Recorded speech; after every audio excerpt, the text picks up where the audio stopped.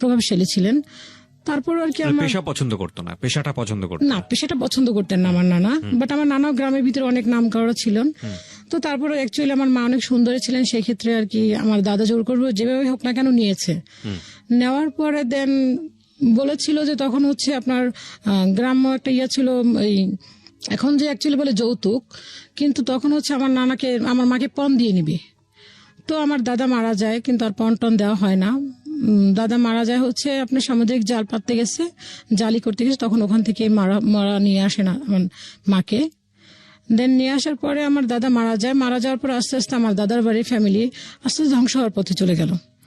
দেন গরু ছিল, যা কিছু ছিল, আস্তে আস্তে সবকিছু আর কি মারা যাওয়ার পর্যায়ে চলে গেল। দেন আমার বাবা তখন কোনো কিছু করতেন না। আমার দাদার সাথে যেত, যাওয়ার পরে আর কি ওইটুকুই শুধুমাত্র, কোনো কাজ টাজ কিছুই করতেন না। তো এখন আমার নানা কি করবেন? আমার নানা আমার বাবাকে নিয়ে আসলো, মাকেও নিয়ে আসলো, আমার নানা বাড়িতে থাকলো, খাইলো, সবকিছু ওখানেই করলো। দেন আমার বাবা তারপর ওই সেম কোনো কাজ করার কথা বললে সে কোনো কাজ করতো না। মানে ততদিনে ঘর জামাই হয়ে গেছে। হ্যাঁ, ঘর জামাই হয়ে গেছে, জি। তো দেখা যাচ্ছে যে বিভিন্ন শোতে যেত, বিভিন্ন গান শুনতো, বিভিন্ন যাত্রাপালায় যেত, কোনো কাজ টাজ করতো না। তো আমার নানা একসময় বললো যেভাবে তোমাদের কতদিন বসিয়ে বসিয়ে খাওয়াবো, তোমরা ঢাকায় চলে যাও। তো ঢাকায় চলে আসলো। ঢাকায় চলে আসার পরে বাবা ঠিক মতো কাজ করতেন না। তো মা এক পর্যায়ে দেখা গেল যে ঢাকায় মা নূতন, কিছুই করতে পারবেন না। তো আবার দেন ফেরত বাড়িতে চলে গেল। তখন আমার একটা বোন হলো, বোনের বয়স হচ্ছে তখন ছিল, হওয়ার পরে ওই আমার বোনকেও আমার নানার বাড়ি থেকেই আর কি করতো। তো দাদা বাড়ি থেকে কোনো হেল্প পেতো না। তো আমার মাকে আমার নানা হচ্ছে বাবাকে সুখী করার জন্য আবার নানা বাড়িতে রাখলেন, অ্যাকচুয়ালি ঘর জামাই বলতে গেলে। তো রাখার পরে দেখা যাচ্ছে যে আব্বুর কোনো ইমপ্রুভ হচ্ছে না। সে শুধু ওই বিভিন্ন ইয়েতে যেত আর কি, বিভিন্ন যাত্রাপালায় যেত, বিভিন্ন নির্বাচন করলে ওখানে যেত আর কি, বিভিন্ন রাজনৈতিকের কাজই করতো। তো অ্যাকচুয়ালি আমার নানা বললো যে না, তোমাদের এভাবে আর কোনোদিন আমার পক্ষে সম্ভব না, তোমরা আলাদা কিছু একটা করো, না হলে আমার বাড়ি থেকে চলে যাও। ওকে, তখনও আপনি হননি? না, তখন আমি তো অনেক পরে হয়েছে। আচ্ছা, ঠিক আছে। তারপরে এরকম করতে করতে আমার একটা আপু হলো। আপু হওয়ার পরে আমার আব্বু নাকি মোটামুটি চেঞ্জ হলো, তখন মোটামুটি কাজ করতে লাগলেন। দেন আমার আপুটা 2.5 বছরের সময় মারা গেলেন। আমার আপুকে নিয়ে ঢাকায় চলে আসলো। ঢাকায় চলে আসার পর ওখানে কিছু কাজ করলেন। দেন আমার আপুর একটা রোগ হয়েছিল, তো রোগের হওয়ার কারণে উনি 2.5 বছর বেঁচে ছিলেন, দেন মারা গেল। তো আমার আপুটা মারা যাওয়ার পরে আব্বু নাকি খুব শক পেয়েছে যে মেয়েটা মারা গেছে, সেই জন্য। তো তখন থেকে আবার আব্বু আর কি কেমন হয়ে গেল, কাজ করছেন না, ঘুরে ফিরে খাচ্ছেন, ঠিক মতোই করতেছেন না, আম্মুর সাথে খুব খারাপ বিহেভ করছেন। দেন এরকম করতে করতে দেন বড় আপু হলো, আমার আর একটা আপু হলো। আপু হওয়ার পরে আব্বু কিছুটা চেঞ্জ হলো, আবার কিছু কাজ করা শুরু করলেন। তো আব্বু কাজ করতে করতে একসময় দেখা গেল কি আমার আব্বুর তখন একটা চাহিদা হলো যে ছেলের দরকার তার। তো ছেলে চাওয়ার পরে তখন আমি হলাম আর কি। আমার আপুর গ্যাপিং হচ্ছে 2 বছর, মেবি 2.5 বছর সামথিং। 2 বোনের পরে ছেলে চাওয়ার ক্ষেত্রে আপনি হলেন? হ্যাঁ, 2 বোনের পরে ছেলে চাচ্ছিলেন, দেন তখন আমি হলাম। এবং আমার আপুর গ্যাপের সাথে আমার গ্যাপ হচ্ছে মেবি 2 থেকে 2.5 বছর সামথিং, এর বেশি হবে না, 2 বছরই মেবি বলা যায়। তো আমি হওয়ার পরে তখন হচ্ছে আব্বু আর কি এই চেঞ্জ, পুরোটাই চেঞ্জ। আমি হওয়ার পরে আম্মু শুনেছি আমার কাছে, সেটা হচ্ছে যে আমাকে দেখেও নি আমার বাবা। সে বললো কেন মেয়ে হয়েছে, তার কথা বক্তব্য হচ্ছে মেয়ে হয়েছে কেন, আমার আম্মুকে ঠিক মতো খেতে দেয়নি, ইভেন আমাকে দেখেও নি। তো এটা আর কি আমার আম্মুর মুখে শোনা। তো এই কথা বলার পর আব্বু এরকম করার পরে আম্মু আমাকে নিয়ে মেবি 6 মাস ছিলেন ঢাকাতে। 6 মাস থাকার পরে আম্মু আবার আমাকে নিয়ে গ্রামে চলে গেলেন। তো গ্রামে যাওয়ার পরে কিছুদিন বড় আর কি, মোটামুটি বড় হয়েছে, তখন আর কি কিছুই জানি না আর কি, চিনি না। দেন মনে আছে এতটুকু যে আম্মু আবার ঢাকায় চলে আসছে, তখন খুবই ছোট আমি। তো ঢাকায় চলে আসার পরে আব্বু তখন আর কি কনস্ট্রাকশনের কাজ করতেন। জি। তো এরকম করে আর কি তখন আমরা মোটামুটি তখনই পরপর 2টা ভাই হলো। ও, 3 বোনের পরে পরপর 2 ভাই। হ্যাঁ, 2 ভাই হওয়ার পরে আব্বুই চেঞ্জ, যে 2টা ছেলে হয়েছে, তার খুব খুশি। বাট তখন আর কি আমাদেরকে মোটামুটি দেখছেন, কিন্তু আব্বুর যে একটা টর্চারিং এর ব্যাপারটা, যে আমার মাকে যে টর্চারিং করাটা, এটা তার বন্ধই হয়নি। গায়ে হাত তোলাই তো কন্টিনিউ, সে গায়ে হাত তুলতো। তো যখন গ্রাম থেকে সে আম্মু অনেক ঋণ হয়ে আসছে ঢাকাতে, যে আম্মু আর এখন পারছে না, যে আমরা 4টা ভাই বোন গ্রামের থেকে খাওয়া পড়া, আব্বু ঠিক মতো খরচ দিত না।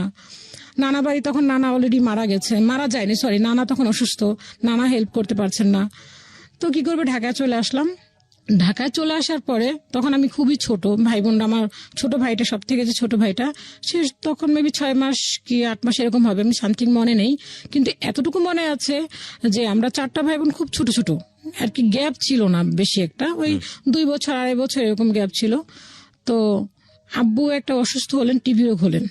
টিবি রোগ হওয়ার পরে আম্মু আর কি এমন ভাবে মানুষের কাছে আর কি কাজ করতো, আম্মু পিছনে অনেক কষ্ট করছে, অনেক আমাদের জন্য প্রচুর পরিমাণ কষ্ট করতেন। তো সেগুলি আমি জানতাম না আর কি, আম্মু বলেছেন যে তোমাদেরকে নিয়ে অনেক কষ্ট করেছি আমি। তো যখন আমরা আর কি ওই ছোট ছোট নিয়ে আসছে যখন আমাদেরকে, আব্বু যখন কাজ করতে পারতেন, আব্বুর একটা টিভি রোগ হলেন। তো হওয়ার পরে আব্বুকে নিয়ে বিভিন্ন হসপিটালে চলে গেল। তো আম্মু ঢাকা মেডিকেল নিয়ে আসলো আব্বুকে। নিয়ে আসার পরে ওখান থেকে বললো যে আপনি এখানে ভর্তি করেন, এখানে ভর্তি করলে দেন ট্রিটমেন্ট হবে। তো আম্মু তখন দেখলো যে মেডিকেলে সাধারণত ঢাকা মেডিকেলে ফ্লোরে শুয়ে থাকে, কেউ দেখে না, বিভিন্ন রোগী চিৎকার করছে। তো সেইটা দেখে আম্মুর খুব কষ্ট লাগলো যে না, এভাবে আমি ফেলে রেখে গেলে বাঁচবে না, দেন মারা যাবে। তো এরকম করে আম্মু তখন আব্বুকে নিয়ে আসলো, বাসায় নিয়ে আসলো। নিয়ে আসার পর এখন আম্মু চিন্তা করছে কি করবে। তখন তো আমাদের এরকম বড় কেউ নাই, আমার মামা যে সে ছোট, আরেক মামা আছে, সেও ওরকম কোনো কিছুই করতে পারছেন না, নানা অসুস্থ, তো কি করবে। তো আম্মুর এক খালাতো বোন ছিল আর কি, ওই যে বাড়িতে আমরা ভাড়া নিয়েছিলাম ওখানেই ছিলেন। তো উনি বললো যে কি করবি এখন তুই। তো আম্মু বলে দেখি এখানে কি করা যায়। তাহলে ওখানে আমরা যে এলাকাতে ছিলাম ওখানে একটা ডক্টর ছিলেন। তো ওনাকে আম্মু আর কি মামা বলে ডাকতেন, ওই ডক্টরটা অনেক ভালো ছিলেন।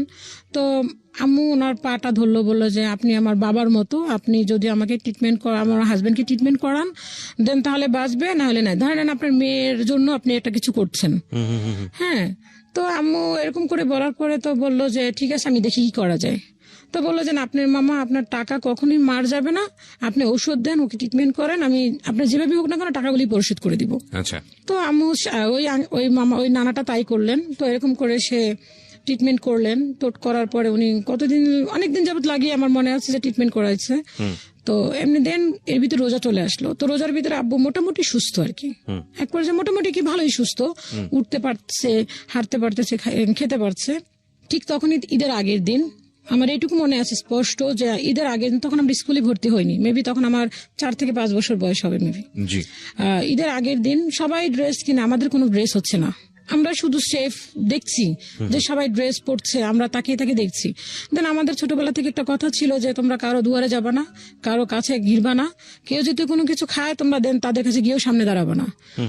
তো ওই জিনিসটা আমরা ফলো করতাম সবসময়, ছোট থেকে মাথায় জিনিসটা কাজ করতো।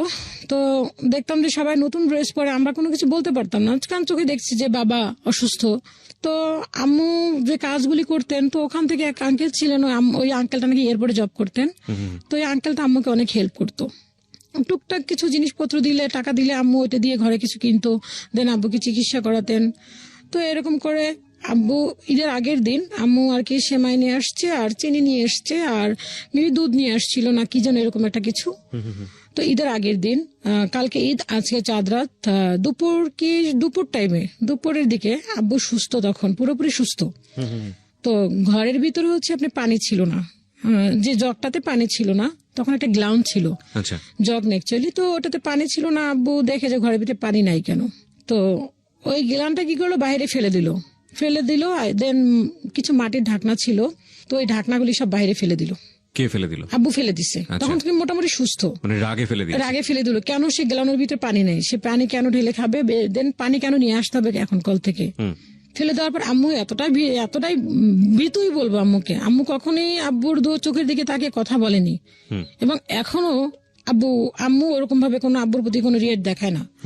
তো আম্মু চুপচাপ, যে আব্বু রাগ করছে যেহেতু, সেক্ষেত্রে আম্মু খুবই চুপ, যে আমাদেরকে বলছে তোরা চুপ থাক, কোনো কিছু বলিস না, এখন কিন্তু প্রচন্ড রাগ তোর আব্বুর। তো আম্মাও চুপ করে আসছে, আমরাও চুপ করে আসছি। আব্বা গ্লানটা ভেঙে বাইরে ফেলে দিল। আম্মা তখন একটা কথাই বলছে, তুমি সুস্থ হইতে পারলা না, এর ভিতরে তুমি এগুলি ফিক মেরে ফেলাই দিলা, জাস্ট এতটুকু বলছে, মেবি, আর বাকিটা আমার মনে নাই। তো আব্বু কি করলো, আম্মুকে যাইয়া সাথে মার, একদম সাথে মার দিল। এমন মারলো যে মনে হয় নাক মুখ দিয়ে সমানে আর কি, একটা উঠোন ছিল, উঠোনের মধ্যে পড়ে নাক মুখ দিয়ে রক্ত বের হয়ে গেল।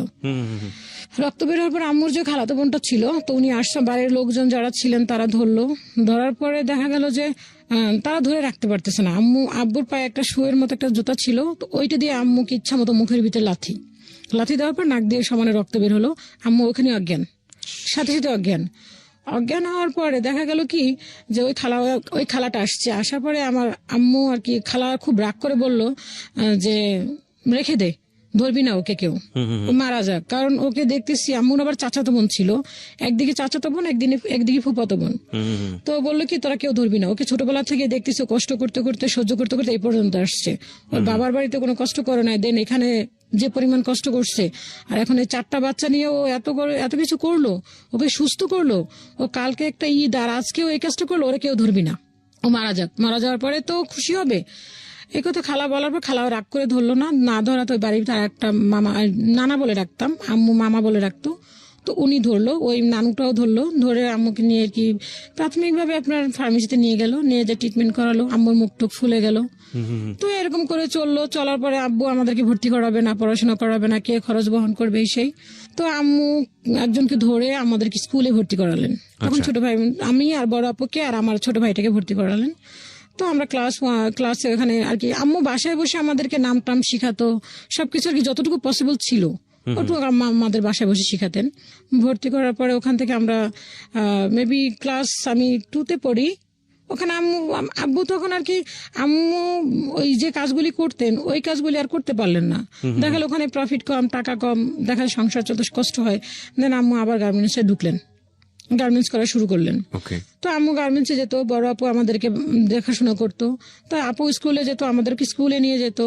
এরকম করতে করতে আম্মু দেখা গার্মেন্টস থেকে চলে আসলো, গার্মেন্টস আর করতে পারলো না, ওখানে টাকার পরিমাণটা কম।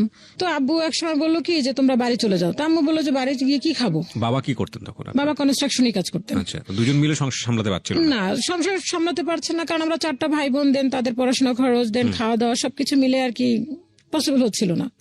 তো আব্বু বললো কি যে তোমরা গ্রামে চলে যাও। আম্মু বললো যে গ্রামে গিয়ে আমরা কি খাবো, গ্রামে গিয়ে খাওয়ার মতো তো কোনো কিছু নাই, যে আমাদের ওরকমের সম্পত্তি যা ছিল সব আমার চাচারা ভাগ ভাগ করে নিয়ে নিচ্ছে, তো ওখানে তো আমাদের কিছুই নাই, তা বাড়িটা ছাড়া তো কিছুই নাই, তো আমার খেতে হলে তো আমার তো ওরকম ইনকামের প্রয়োজন, আর আমি গ্রামে গিয়ে কি কাজ করব। তো আম্মু ঢাকায় রয়ে গেল। থাকার পর আমি ক্লাস 3তে যখন উঠছি, 3তে ওঠার পরে আমার ছোট ভাইটা তখন ক্লাস 1-এ পড়ে, আপু 4-এ উঠছে। তো তখন আমার নানু একটা চিঠি দিলে বললো কি যে তোমরা গ্রামে চলে আসো, তোমাদের বাড়ি দখলে নিয়ে নিচ্ছে। আমার পাশে বাড়ি এক মামা আছেন, ওনারা আবার ওনাদের বাড়ির পাশে বললো যে ওনারা দখলে নিয়ে নেবে।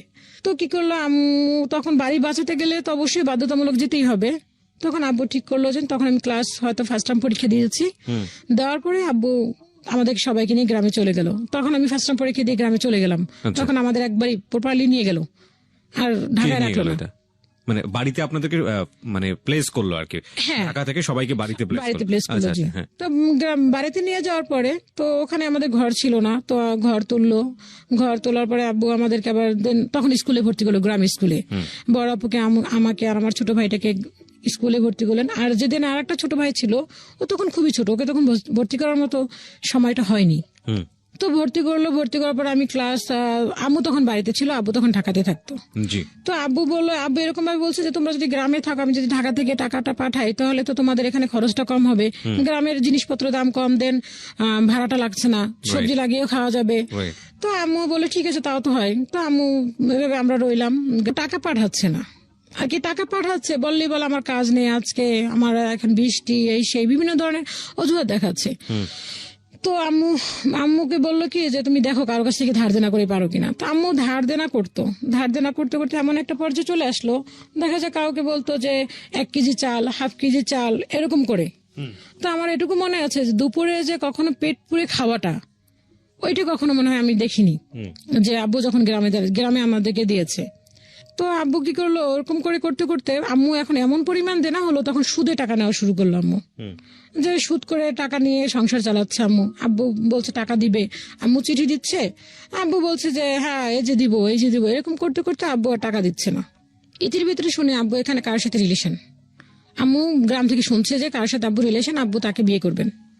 তো আম্মু বললো যে 4টা ছেলে মেয়ে রেখে সে আবার বিয়ে করবে, তা আমি এদেরকে নিয়ে কি করবো। তো এরকম করতে করতে আম্মু আর কি এমন একটা পর্যায়ে চলে গেল যে গ্রামে এখন কেউ আমাদেরকে ধার দেনাও দিচ্ছে না, যদি কারো বাড়িতে, কিন্তু আমরা যে ধার দেনা করে খাচ্ছি, বাট এটা কিন্তু কেউ জানছে না যে আমরা দুপুরে খেতে পারছি না।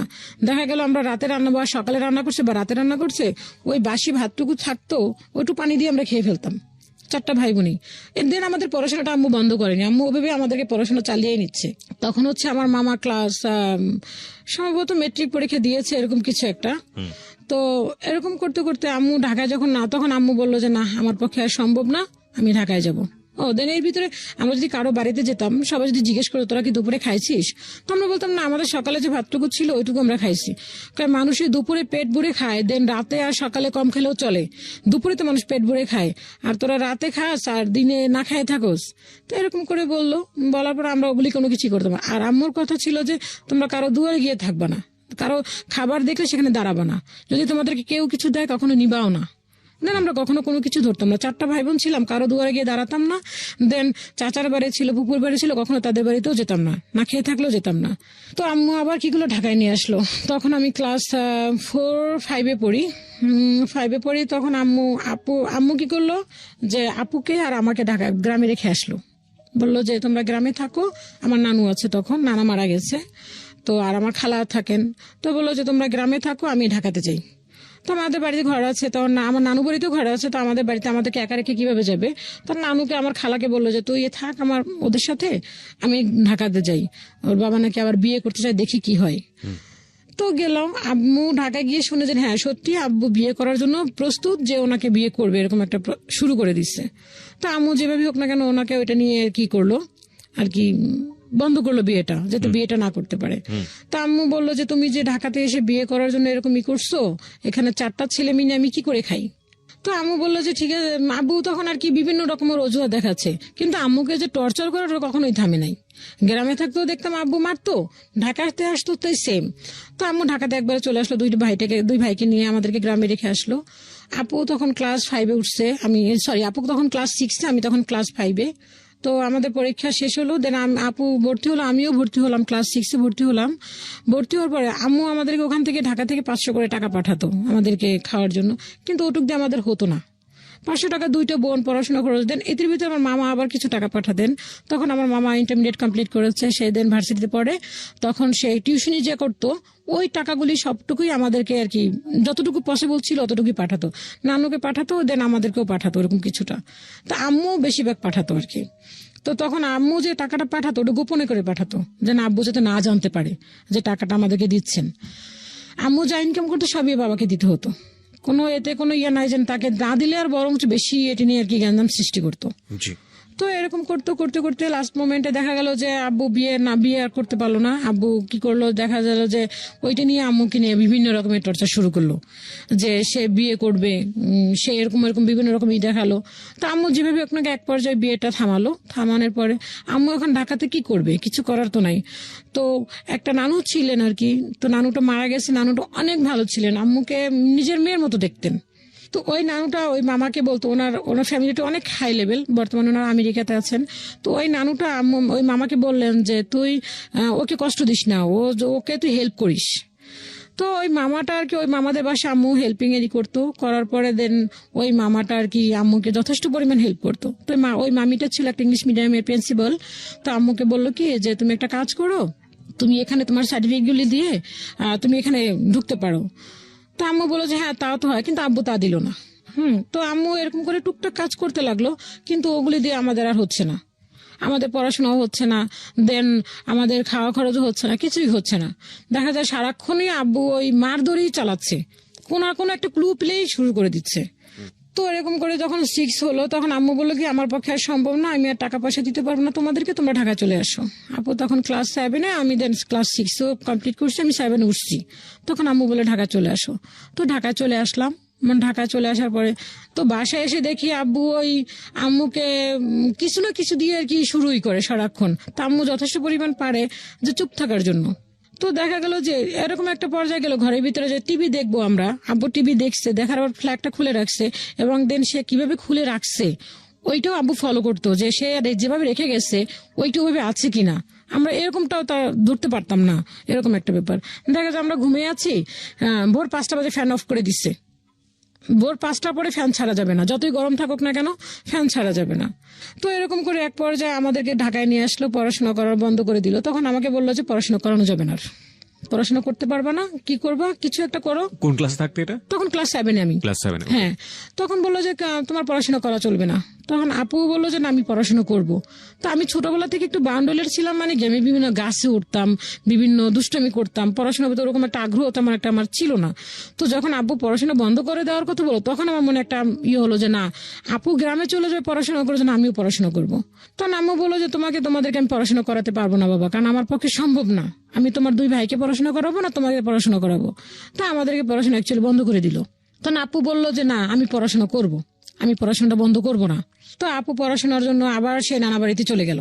নানা বাড়িতে চলে যাওয়ার পরে মামা যা দিচ্ছেন, মা টুকটাক পাঠাচ্ছেন, সেটা দিয়ে পড়াশোনা শুরু করলো। দেন আমার পড়াশোনা আর হলো না। আমাকে কি করলো বাবা, বললো কি যে তুমি একটা কাজ করো, তুমি গার্মেন্টসে যাও, তুমি গার্মেন্টস করো বিভিন্ন লোকের সাথে। তখন হয়তো আবার মেবি ধরেন ক্লাস 7 উঠছি, তখন আর বয়সটা কতটুকু বা হবে। তখন বলে গার্মেন্টসে যাও তুমি। ক্লাস 7 পড়া অবস্থায় গার্মেন্টসে যাওয়ার কথা বলুন? হ্যাঁ, তখন বলছে গার্মেন্টস করো তুমি, গার্মেন্টসে কাজ করো তুমি, কারণ আমাকে টাকা দিতে হবে, দেন আমি তোমাদেরকে বসিয়ে বসিয়ে খাওয়াতে পারবো না। তো গার্মেন্টসে দেওয়ার কথা বললো। তো আমার মামা সে বললো কি যে না, গার্মেন্টসে গেলে দেখা যায় একটা গার্মেন্টস যে খারাপ তা বলবো না, গার্মেন্টসে গেলে দেখা গেল একটা যে প্রপোজাল আসলো, মেয়েকে কি করে, মেয়ে গার্মেন্টস এর কাজ করে, তখন একটা ভালো যে আমি একটু ওদেরকে বিয়ে দিবেন আপনি, তাও তো পারবেন না। আমার মামা এই কথাটা বললো। আমি এত কথা বুঝি না, আমাকে টাকা দিতে হবে এটা আমি জানি, ইনকাম করে টাকা দিতে হবে, কি করবো সেটা তোমাদের ব্যাপার। তো এটা বলার পরে আমি বললাম যে না, আমি মামাকে বললাম যে না মামা, আমি গার্মেন্টসে করবো না। মামা বললো যে না, এখন মামা বললো যে কি করবে তাহলে, আর আমি বললাম যে মামা বললো, আমি মামা পড়াশোনা করতে চাই। তখন ওই যে মামাটা যে নানুটা আমার মামাকে বলছিল যে ওকে কষ্ট দিস না, তো ওই মামার কাছে গেল। ওই মামার কাছে যাওয়ার পরে বললো যে ভাইয়া, ওদেরকে তো গার্মেন্টসে দিতে চাও বাবা, তো কি করা যায়। তো মিরপুরে একটা টেকনিক্যাল স্কুল আছে, ইসওয়েব স্কুল, তো ওখানে ক্লাস 8 পর্যন্ত পড়াশোনা করার পরে দিন ওদের ওখানে কাজ শেখানোর জন্য টেকনিক্যালি কিছু কাজ শেখায়। তো ওইখানে নিয়ে গেল আমাদেরকে। তো বললো যে তোমরা তো গ্রাম থেকে 8 পর্যন্ত বলতে গেলে তোমাদেরকে, তো তোমরা ওখানে তো কাজ শিখতে পারবা, ওখানে বিভিন্ন একটা হয়তো বা টিভি, কোনো ফ্রিজ, কোনো এসি, এই টাইপের কাজ শিখলে তোমরা দেন কিছু একটা করতে পারবা। তো ওখানে আমাদের নিয়ে গেল, নিয়ে যাওয়ার পর ওখানে বললো কি যে না, ওদের স্কুলে যদি 8 পর্যন্ত পড়া হয় দেন তাহলে এই কাজগুলি শিখতে পারবো। ওকে। তো উনি কি করলো, মামা যেহেতু ওরকম ছিলেন, ওনার ফ্রেন্ড ছিল, তো উনি কি করলো, গার্মেন্টস লেভেলে আমাদেরকে কাজ শিখালেন 6 মাস যাবত। তো আমার তো মাথায় ছিল যে আমি গার্মেন্টস কাজ করব না, বড় আপুও করবে না। তো বড় আপু চলে গেল, আমিও গার্মেন্টসে কাজ ওইখানে শিখলাম। শেখার পর ওখানে যে একটা আইডি কার্ড ছিলাম ছিঁড়ে ফেললাম, ওদের একটা সার্টিফিকেট দিল, ছিঁড়ে ফেললাম। আমি তো গার্মেন্টস এর কাজ করবো না, তাহলে কেন আমি সার্টিফিকেট, আর কেন বা আমার আইডি কার্ড। তো সবাই বলো তুই সার্টিফিকেট রাখতি, যদি কোনো সময় করতাম, কেন আমি করবো না। তো আমি ছিঁড়ে ফেললাম, কোনো ডকুমেন্টসই আমার কাছে রাখলাম না। তা আব্বু বকা দিল, তোমাদেরকে আমার পক্ষে সম্ভব না যে বসিয়ে বসিয়ে খাবো, এখন কি করবো, ঘর থেকে বের হয়ে যাও। বাবা বললো এটা বাবাই বললো। তো মাকে কি করলো, মাকে সে দেখলো যে দেখা গেল যে ঘর থেকে বের করে দিচ্ছে, মা ঘর থেকে বের হচ্ছে, ঘর ছেড়ে দিচ্ছে, ফার্নিচার বাইরে বের করে দিচ্ছে, এরকম করে সে করতে লাগলো। দেন আমাকে কি করলো, বললো যে তুমি কি করবে এখন। তা আমি বললাম কি করবো, আমি তো পড়তে চাই। পড়াশোনা তো কখনোই সম্ভব না, তুমি টাকা আনো, কিভাবে টাকা আনবে সেটা তুমি জানো, কাজ করতে হবে। বাকি ভাই বোনদের কি একই কথা বলছিল নাকি শুধু আপনাকে? না, আমাকে। আপু তো গ্রামে চলে গেছে। আচ্ছা, আপু তো গ্রামে চলে গেছে, ছোট 2 ভাই মাত্র পড়াশোনা করে, ওরা মানে ক্লাস তখন 2 3 এরকম মেবি পড়ে। এই কথা বলার পরে বাড়ির ভিতরে কিছু লোক ছিল, কারণ আমরা যেখানে ছিলাম ওখানে আসলে পরিবেশটা অতটা ভালো ছিল না। ওখানে ম্যাক্সিমাম কি সবই ছিল গার্মেন্টস এ কাজ করতো, ছোট ছোট মেয়েরা দেখতাম গার্মেন্টস এ কাজ করতো। আব্বু ওদেরকে দেখে বেশি আর উৎসাহিত হতো যে ওরা কাজ করতে পারতেছে, তুমি কেন করতে পারবে না। আব্বু দেন এরকম কিছু লোকের সাথে কথাও বলতো যে ওকে গার্মেন্টসে নিয়ে যাও। তা আমার মেন কথা হচ্ছে আমি গার্মেন্টসে কাজ করবো না, আমাকে পড়াশোনা করাও নয়তো আমি অন্য কোনো কিছু করবো। তখন দেখলাম কি করলাম, কিছু মহিলাদের সাথে আমি বাসায় যে কাজ করে মহিলারা, ওদের কাছে গেলাম যে খালা আমি কাজ করবো। কই তুই তো ছোট মানুষ, তুই কিসের কাজ করবি? বাসায় কাজের বুয়ার কাজ। হ্যাঁ, বাসায় কাজের বুয়ার কাজ। তো আমি বললাম যে খালা আমি করবো, কারণ আব্বা যেভাবে করতেছে এভাবে তো আসলে সম্ভব না।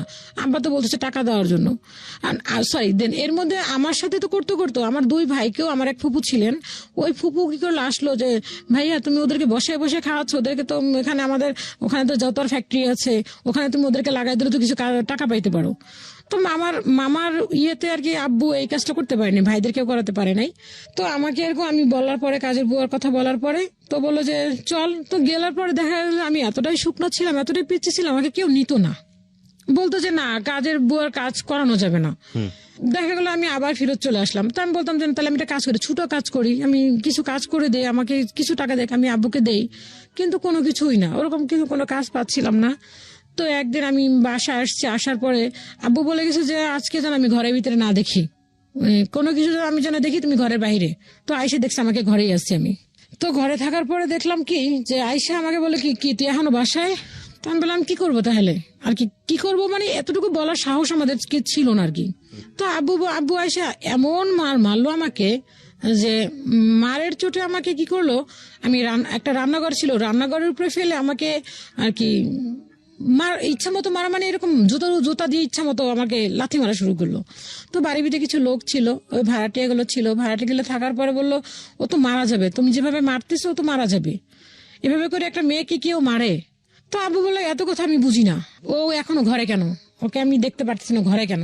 আম্মু তখন বাসায় না, আম্মু তখন একটা মেডিকেলে জব করতো, তখন রাত বাজে মেবি 9টা কি 9:30, আম্মুর নাইট ডিউটি ছিল। তো সবাই বললো কি আমাকে ছাড়াই দিয়ে বললো কি তুই তাড়াতাড়ি এখান থেকে পালা, না তোর বাবা তোকে মেরে ফেলবে। প্রিয় শ্রোতা, আপনারা শুনছেন প্রাণ মিস্টার ম্যাঙ্গো ক্যান্ডি প্রেজেন্স জীবন গল্প। জীবন গল্পের অতিথির গল্পে আবারও ফিরবো, তার আগে আপনাদেরকে মনে করিয়ে দিচ্ছি সিচুয়েশন যখন খুব, আমি মেডিকেলে গেলাম, মেডিকেলে গিয়ে আমি তখন ওই ভাড়াটিয়ারা বললো যে তুই তাড়াতাড়ি চলে যায়। তো দেন আমি চলে গেলাম মেডিকেলে গেলাম, মেডিকেলে গিয়ে আম্মুর সাথে রাতটা কাটালাম, আম্মুকে বললাম। তো দেন পরের দিন আমি ছোট মামাকে জানালাম যে মামা এরকম আব্বা তো আমাকে প্রচুর পরিমাণ মারছে। তো জানার পরে মামা কিছুদিন পর চলে আসতো। তো চলে আসার পরে মামাকে বললাম, মামা বললো যে কি করবে। তো দেখলো যে এত পরিমাণ টর্চারিং শুরু করে দিল আব্বা আমাকে যে এটা আসলে সহ্য করার মতো না। আর সবাই বললো যে তুমি এত বড় একটা মেয়েকে মারতেছো, 10-12 বছর একটা মেয়েকে মারতেছো, এরকম কি মারা কি ঠিক? তো সে কোনো কারো কথাই শুনতো না, সে তার কথাই রাইট, সে যেটা বলবে সে বলে এখন রাত, যদি বলে এখন দিন তাহলে এখন দিন। আচ্ছা। তো এরকম করে শুরু করলো। তো মামা এক পর্যায়ে কি করলো, বললো কি যে তাহলে কি করা যায় ওকে। তো আমার বড় মামার সাথে আলাপ করলো যে দাদা তাহলে আমি কি করতে পারি। তো বড় মামা বললো যে তাহলে কি করবি, তাহলে একটা কাজ কর, আমার বাসায় দে, ও আমার বাসায় বসে কাজ শিখুক, আমি কাজ শিখাই দিই, কিছু টেলারিং এর কিছু একটা কাজ শিখাই দেয়, দেন কাজ শিখে দেওয়ার পরে ওকে কিছু একটা করবে। ও সরি, এর মাঝখানে হচ্ছে যখন আব্বা আমাকে এরকম ভাবে খুব টর্চার করা শুরু করলো, ওই যে মামাটা বা যে নানুটা আর কি আম্মার কথা বলতো, যে মামাটা এখন আমেরিকাতে আছে, ওই মামাটা আর কি ওই মামার শ্বশুরের বাসায় আমাকে আর কি তখন মা আর কি, আমি জানতাম না যে এটা আসলে আমাকে কাজে দিচ্ছেন, আমি জানতাম যে এমনি আমি আর কি নানুদের বাসায় যাচ্ছি। তো ওই নানুর আমাকে নিয়ে গেল, নিয়ে যাওয়ার পরে আমি ওখানে থাকলাম কিছুদিন। থাকার পর ওই নানুদের যে খাটটাতে আমি শুইছি, আমার এটুকু মনে আছে, খাটটাতে শোয়ার পরে নানু তো আমাকে নিয়ে ওনার ওই মামার শ্বশুর তো শাশুড়ি তো আমাকে নিয়ে ওনাদের খাটে শোয়াইছে। শোয়ানোর পরে তো ওই মামিটা গেছে, যাওয়ার পরে বললো কি মা তুমি ওকে কেন এই খাটে শুইতে দিচ্ছ। তো পরের দিন থেকে আমাকে রান্নাঘরে শুইতে দিত। তা আমি এতটা বুঝতাম না যে আমাকে কাজ দিয়েছে। তা আমি মনে করতাম যে আমি তো নানুদের বাসায় বেড়াতে এসেছি। তো আমাকে এটাই বলা হয়েছিল যে তোমাকে কাজে দেওয়া হয়, তুই বেড়াতে গেছিস। তো ওখানে আমি মনে হয় 2-3 মাস ছিলাম। তো আসার পথে না ওখানে ওনার মেয়ে ছিল, ওই নানুর মেয়ে ছিল আর একটা খালামণি কি করলো, আমাকে গাড়ির ভিতরে বসে আমাকে 200 টাকা মেবি 300 টাকা এরকম আমাকে হাতে দিচ্ছে। তো আমি বললাম খালামণি কিসের টাকা এটা? কয় এটি তোমাকে এমনি দিলাম। আমি না খালাম, আমি টাকা নিবো কেন, আমি তো আপনাদের বসে বেড়াতে আসছি, আপনারা টাকা দিচ্ছেন কেন? কয় না এটি তোমাকে এমনি দিলাম। তো আমি অতটা মনে করিনি, এখন মনে করছি যে না তখন আমি কাজ করতে নিয়েছিল আমাকে। তো আমি গেলাম ওখান থেকে, তো আসলাম, আসার কিছুদিন পরে তখন আব্বা তো আবার এরকম টর্চার শুরু করলো। তখন বড় মামা বললো যে তাহলে আমার বাসায় দে, কিছু কাজ শিখাই দে, কাজ শিখিয়ে দেওয়ার পরে তো কিছু একটা করতে পারবে। আচ্ছা। তো বড় মামার বাসায় গেলাম, আম্মা তখন ওই রাত্রে আমাকে বড় মামা আসলো, আসার পরে বড় মামা তখন আমাকে কাজ শিখে দেন আর কি নিয়ে গেল ওনাদের বাসায়। নিয়ে যাওয়ার পরে তখন দেখলাম মামির মুভমেন্ট এরকম ছিল যে ওরা আসলে দেখে মামা তো বোন ছিল একটা, আর মামি ছিল ওখানে, ওদের আর বাচ্চা ছিল না। তো মামি যাওয়ার পরে দেখলাম কি আমাকে দেখে না মনে হচ্ছিল যে কেমন যেন একটা বিহেভ করা শুরু করলো। মামির বিহেভটা এরকম যে তাদের ঘরে বিস্কিট ছিল, যাই সামথিং এরকম কোনো কিছু দেখা গেল যে রোজ দুধ করতো, সেগুলি সবকিছু বন্ধ করে দিল। মানে দুধের রোজগার, দুধ মানে কি যে রোজ দুধ করতো আর কি, দুধ খাওয়ার জন্য প্রতিনিয়ত যে দুধটা নিত সেটা বন্ধ করে দিল। হ্যাঁ, বিস্কিট টিস্কিট এগুলো ছিল, তো ওগুলি আর কেনাকাটা কিছু করতেছে না মামা কি তখন মামির কাছে সবকিছু ছিল। এই ছোট ছোট বিষয়গুলো এগুলো খুব সেনসিটিভ, কিন্তু এগুলো আসলে হয়তো বলার মতো কিছু না, কিন্তু অন্তরে কিন্তু অনেক বড় আঘাত লাগে। তখন না আসলে কি তখন না দেখা গেল কি তখন তো আমি ছোট মানুষ, আমি তো অতটা বড় না, আর আমি অতটা বুঝিও না। আমার তো মনে হচ্ছে যে মামি এগুলো কেন বন্ধ করে দিল, আমি তো ছোট। তো এরকম করে মামি বন্ধ করে দেওয়ার পর আমার কাছে মনে খুব কষ্ট লাগলো, বাট কিছু বলতে পারছিলাম না, কারণ যেহেতু বাবা তো যেহেতু টর্চার করছে সেক্ষেত্রে তো আমার কিছু করণীয় নাই। তো আমার কথা হচ্ছে আমার কাজ শিখতে হবে। তো ওখানে একটা আন্টির বাসায় কাজে লাগাই কাজ শেখার জন্য দিলেন। তো ওখানে টাকাটা দিয়ে মামা, আমার ছোট মামা দিল টাকাটা, কাজ শেখার টাকাটা ছোট মামা দিল। দেন মামার বাসায় থাকা খাওয়া করলাম।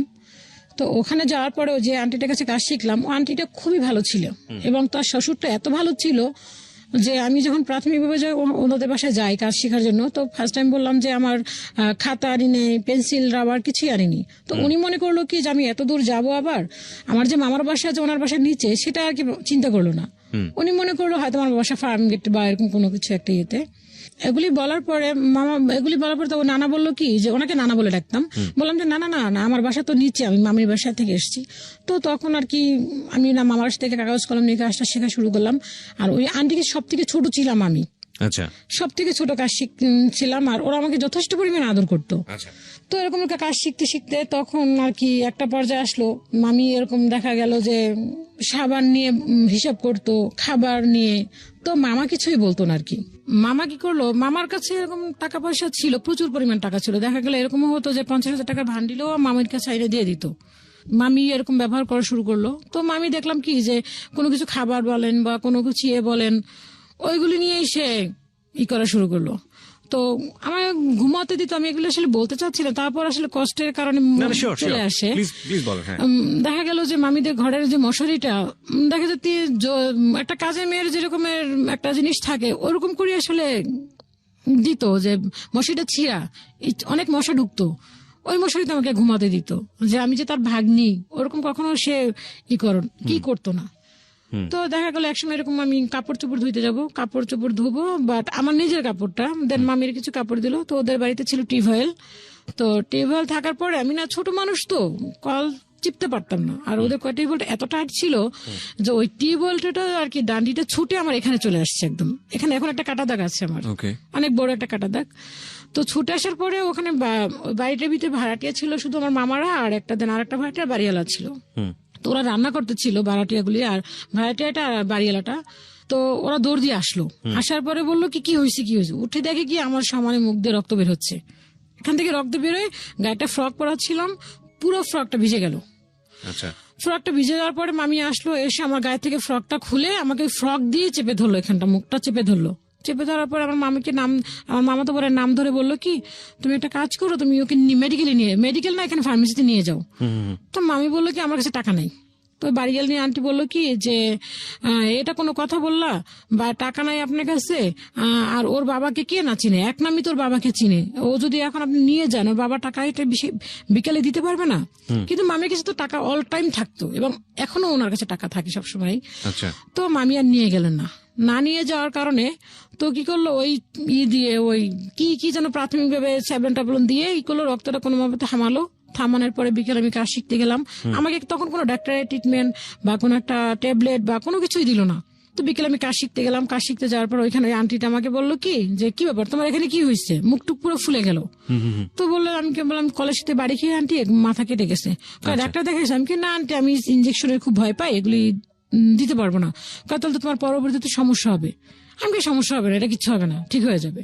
তো আন্টি বললো চলো আমি তোমাকে ডাক্তার দেখাই দিয়ে আসি। তো আমি বললাম না ডাক্তার দেখাবেন, কারণ আমি যদি ওখানে যদি বলতে যাই তাহলে আমার মামা ছোট হয়ে যাচ্ছে, আমি কেন ওখানে এটা বলতে যাবো। এটা আমার নিজে থেকে এসছে, আমি এটা কেন বলতে যাবো। ওরা আমাকে অনেক আদর করতো, আন্টি আঙ্কেল অনেক আদর করতো। ওরা যদি কোথাও বাসায় কিছু তৈরি করতো আমাকে ডাকতো আর কি, নিজের মেয়ে মতো। ওদের বাসায় কোনো বাচ্চা ছিল না। তো মামি এরকম বাদ পরে কাজ শিখে বাসায় আসলাম। আসার পরে মামি আমাকে 1 টাকা বের করে দিল। 1 টাকা বের করে দিয়ে বললো কি যে না, তো এই টাকাটা দিয়ে তুই একটা ওষুধ কিনে নিয়ে খেয়ে। তা আমি বললাম যে না মামি, আমার এখনো মনে আছে 1 টাকার নোটটা দিল এবং টাকাটা এতটা পুরনো ছিল, মনে হচ্ছিল কোন একটা ডিব্বা থেকে বের করে দিছে আমাকে। তা আমি বললাম না মামি লাগবে না, ভালো হয়ে যাব। তো দেন মামা আসলো, মামা এসে আমাকে জিজ্ঞেস করলো না যে তোর এখানে কি হয়েছে বা কিভাবে ব্যথা পাইলি বা ওষুধ খাইছিস কিনা বা কোনো। তখন আসলে মামা ছিল এরকম মামি ভক্ত, মামি যা বলতেন তাই, এখানে আর দ্বিতীয়বার কোনো কথা বলতো না মামা। এরকম করে চলে গেল। পরে 2 মাস পরে মা আবার ওখানে মাকে বলল যে ওর তো কাজ শেখা প্রায় শেষ, কি করবে। তো মা আবার আমরা যে টেলার থেকে কাপড় বানালাম ওইখানে ওই আন্টিটার সাথে কথা বললো যে আমার মেয়ে তো আসতেছে, ও আপনার দোকানে কি নেওয়া যাবে কিনা। আচ্ছা। তো মা কথা বললো, কথা বলার পরে বললো যে হ্যাঁ নিয়ে আসেন। তো এই কথা বলার পরে মা খবর দিল, মা যাইতো মাঝে মধ্যে আমাকে দেখার জন্য। তো দেখতে গেলে তো দেখা গেল এরকম ওইখানে একটা ভাড়াটে ছিল, ওই আন্টিটা আসলে মানুষই বলে যে হয়তো বা কোনো ক্রিমিনালি করা, কিন্তু ওই আন্টিটা আসলে যা দেখতো তাই বলতো। এরকম একটা হইতো যে দেখা গেল আমি কাজ শিখতাম যে কাপড়টা দিয়ে, ছোট মামা যে কাপড়টা আমাকে দিত কাজ শেখার জন্য, আমার পিছনে সব থেকে অবদান ছিল ছোট মামা এবং আমার মা। বড় মামাও ছিল, বড় মামা যদি আমাকে আশ্রয় না দিত দেন আমি কাজ শিখতে পারতাম না। কিন্তু বড় মামা ছোট মামা তার বিছানার একটা চাদর দিয়েছিল আমাকে কাজ শিখে আর কি করার জন্য, কেটে কাজটা শেখার জন্য। তো দেন আমি তো ছোট মানুষ, আমি একটা মেক্সি কাটিং করে শিখছি, শিখে ওইটা আমি পরে ওই আন্টিটাকে দেখাইছি যে আন্টি দেখেন হয়েছে কিনা।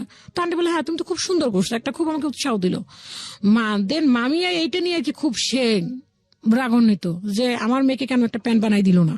তো ওই আন্টিটা আমাকে বললো যে তুই তো এরকম বাড়ির যে আন্টিটা ছিল, তুই এরকম প্যান্ট তুমি রেশমা সরি বললো যে তুমি এরকম প্যান্টটা বানাইছো, তুমি যে মেক্সিতে বানাইছো, তোমার বোনকে তো একটা কিছু দিলা না। তো আমার মামাতো বোনটা এরকম ছিল, ও তো ছোট ছিল, ও দেখা গেল কি যে নিজে নিজে আমার সাথে মামির সাথে বলে দিত যে আম্মু আমাকে আপু মারছে, কিন্তু আসলে আমি কখনোই ওকে মারতাম না।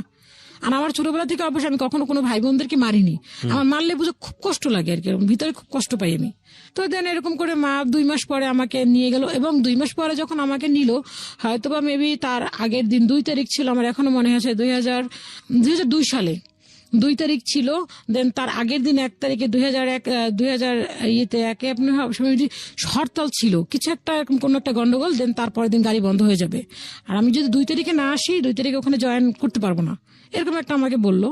তো মামা রাত্রিবেলা যখন শুনলো যে হরতাল হবে, তো আমাকে এমন ভাবে মামি আর কি আমার ব্যাগটা ঘুষাই দিল যে একটা কাজের মানুষকে যেভাবে একটা মানুষ যদি থাকে একটা মানুষের বাসায় অন্ততপক্ষে তার প্রতি একটু মায়া হয়, কিন্তু আমার মামি সেটা করলো না, বরঞ্চ আমাকে রাতে খেতে না দিয়ে ব্যাগটা কোনো মতে বললো না যদি খেয়ে যা, সে ব্যাগটা কোনো মতে ঘুষাই দিয়ে আমাকে দিয়ে দিল, মামা আবার ব্যাগ করবে। তো ওদিন বাসায় আসলাম, বাসায় আসার পরে দেখলাম যে আব্বু আর কি কথা বলতেছে না, আমাকে দেখে মনে হচ্ছে তার উপর আকাশ ভেঙে পড়লো। আম্মু আমার চোখের ইশারা দিয়ে বললো কোনো কথা বলিস না, কিন্তু ভাত খাচ্ছে। কি রান্না করলো দেখলাম শুধু পেঁপে রান্না করছে, আর কি যেন একটা তরকারি রান্না করছে নিরামিষ। দেন পেঁপেতে আমার এটা মনে আছে পেঁপেতে কোনো কিছু মাছ টাছ কিছুই দেওয়া হয়নি, শুধু নিরামিষ পেঁপে রান্না করলো। তো ওইটা দিয়ে মা জিজ্ঞেস করলো ভাত খাইছিস, আমি কি না মা খাইনি। তো ভাত খাইলাম, ভাত খাওয়ার পরে বাড়ির ভিতরে যে আমার সাইজের ছোট ছোট ছেলেমেয়েরা ছিল ওদের সাথে দেখা করলাম, করার পরে খুব তার পরের দিন আমি ওইখানে আন্টিদের ওখানে কাজে গেলাম। যার পর ওই আন্টি আমাকে বললো কি আমাকে কাজ দিল প্রাথমিকভাবে, যে একটা কাজে গেলে তাকে তো একটা ইন্টারভিউ নেওয়া হয়। তো আমাকে কিছু কিছু কাজ দিল, কিন্তু আমি কোনো কাজের কোনো ধরনই বুঝতে পারলাম না। আমি যে কাজটা শিখছি সেটা হচ্ছে একটা ইঞ্চির মাপ একটা সেন্টিমিটারের কাজ, 2টা মাপ থাকে। তো আমাকে ওই আন্টিটা সেন্টিমিটার দিয়ে কাজ শিখেছিল, সেটা ছোট ছোট করা। আর আন্টি আমাকে দিয়েছে বড় ইঞ্চির মাপের যে কাজগুলি ওইগুলি, তো ওগুলি তো আমি কিছুই জানি না। তো আমাকে দেওয়ার পর আমি তো কিছুই বুঝতে পারছি না, আমি কিভাবে কি সেলাই করব, কিভাবে কি ধরবো, আমি কিছুই বুঝতে পারতেছি না। দেন মাকে ডাকলো, ডাকার পরে মাকে বললো কি যে আপনার মেয়ে তো কোনো কাজ জানে না, ওকে কিভাবে কাজে রাখবো। তো তখন বলছিল যে কাজ করবে, দেন ওকে 500 টাকা করে স্যালারি দেওয়া হবে। তো মাকে বললো যে ও তো কোনো কাজই জানে না, ওকে কি স্যালারি দিব আর কি করবো। তো মা বললো যে তখন মা আমার প্রতি রাগ হলো, তুই কি কাজ শিখছিস। আমি কি মা আমি তো এইভাবে করে কাজ শিখছি, আমি তো এরকম করে কাজ শিখি নাই। তো বললো তো আন্টিটা অনেক ভালো ছিল, আমি বলবো ওনার কথা, বাট উনি যদি না আমাকে সুযোগটা না দিত তাহলে হয়তো বা দেন আমি কাজ শিখতে পারতাম না। তো উনি আমাকে বললো ঠিক আছে একটা অপশন আছে, সেটা হচ্ছে আপনার মেয়েকে এখানে 3 মাস কাজ শিখতে হবে, আমার এখানে কাজ শিখতে হবে, দেন কাজ শিখতে হবে এরকম নিয়ে সকাল 9টা থেকে দেন রাত 9টা পর্যন্ত বা 8টা পর্যন্ত কোনো টাকা দেওয়া হবে না। তা আম্মা চিন্তা করলো যে এছাড়া তো কোনো ওয়ে নেই, কারণ বাসায় গেলে তো আমি ঠিক মতোই করতে পারবো না, আর এছাড়া আমার তো কোনো কিছু করারও ছিল না। তো আম্মা বললো যে ঠিক আছে তাই করবে। তো আমি সেই সকাল 9টায় যেতাম, তখন হয়তো মেবি বয়স 13 কি বা 12.5 কি 13 হবে এরকম আর কি। তো 9টার সময় কাজে যেতাম, সারাদিন ওখানে থাকতাম, দুপুরে 1 ঘন্টার জন্য খাবারের টাইম দিত, দেন আমি আবার রাতে কাজ করতাম। তা আম্মু এরকম করে কাজ শিখতে শুরু করলাম। দেন 1 বছর পরে আমার না দেখা যাচ্ছে কি আমি দোকান থেকে হাঁটতে হাঁটতে আমার নিঃশ্বাসটা গরম হয়ে যেত, আমি হাঁটতে পারতাম না, দম ফেলতে পারতাম না। আমি দম ফেলতে গেলে কিছু একটা শক্ত কিছু ধরে দম ফেলতে হতো, কষ্ট হতো, নিঃশ্বাস নিতে পারতাম না। তো মাকে বললাম মা আমি নিঃশ্বাস নিতে পারতেছি না। তো মা বললো কেন কি হয়েছে, আমি কি জানি না মা আমার না খুব কষ্ট হয় শ্বাস করতে গেলে। তা বললো যে না হয়তো কোনো মা অতটা গুরুত্ব দিল না, যে ঠিক হয়ে যাবে। তো দেখা গেল আস্তে আস্তে আমার জিনিসটা আরো বেড়ে গেল, তো মামাকে বললো, মামা বললো কি ও দেন এর ভিতরে মামা আবার আমাকে নিয়ে একটা মার্কেটে গেল, মার্কেটে গিয়ে আমার জন্য একটা স্যান্ডেল কিনবে। তো স্যান্ডেলটা কিনতে গিয়ে অনেক ঘোরাঘুরি, আমার চয়েস হচ্ছে যে পছন্দ না হলে আমি কিনতাম না। তো মামার স্যান্ডেল কিনতেছে আর এসে বলতেছে যে আপা আপনার মেয়ের জন্য আপনার মেয়ের স্যান্ডেল কিনতে গেছে এত ঘোরাঘুরি যে স্যান্ডেলই তার পছন্দ হয় না, আপনার মেয়ের জন্য পাত্র দেখতে গেলে সেম কাহিনী করবে, ওর জন্য কোনো পাত্র পাওয়া যাবে না খুঁজে, এরকম একটা মামা কথা বললো, হাসাহাসি করলো। তো তার মামা বললো কি ওর নাকি সমস্যা হয়েছে আপা। পরে মা বললো যে হ্যাঁ, ও বলতেছে ওর নাকি শ্বাস গরম হয়ে যায়, ও নাকি শ্বাস নিতে পারতেছে না, দম ফেলতে পারতেছে না। তো মা বললো যে তার ফার্ম গেটে একটা ডক্টর আছে, ফার্ম গেটে ডাক্তার হচ্ছে বিয়নার্ড আর কি ডক্টর বার্নার্ড। তো ওই ডাক্তারের কাছে নিয়ে গেল, ডাক্তারের কাছে নিয়ে গিয়ে যাওয়ার পরে ডাক্তার বললো কি, উনি আমার কথাগুলি শুনে বললো তুমি কি কোনো টেনশন করো? তো আমি বললাম যে না, আমি তো কোনো টেনশন করি না, আমার কিছু টেনশন, আমি কাজ করি, আমি দোকানে যাই আসি খাই এই। তো ওই দোকানে কাশিয়ে, তো এই কথা বলার পরে তো ওই এরকম করে শ্বাস ফেলতে পারতেছি না। কিন্তু এর মাঝখানে ওই আন্টিটার কাছে কাজ শিখি, কিন্তু ওই আন্টিটা কি করতো, যখন কোনো কাপড় কাটিং করতো আমাকে দেখতে দিত না।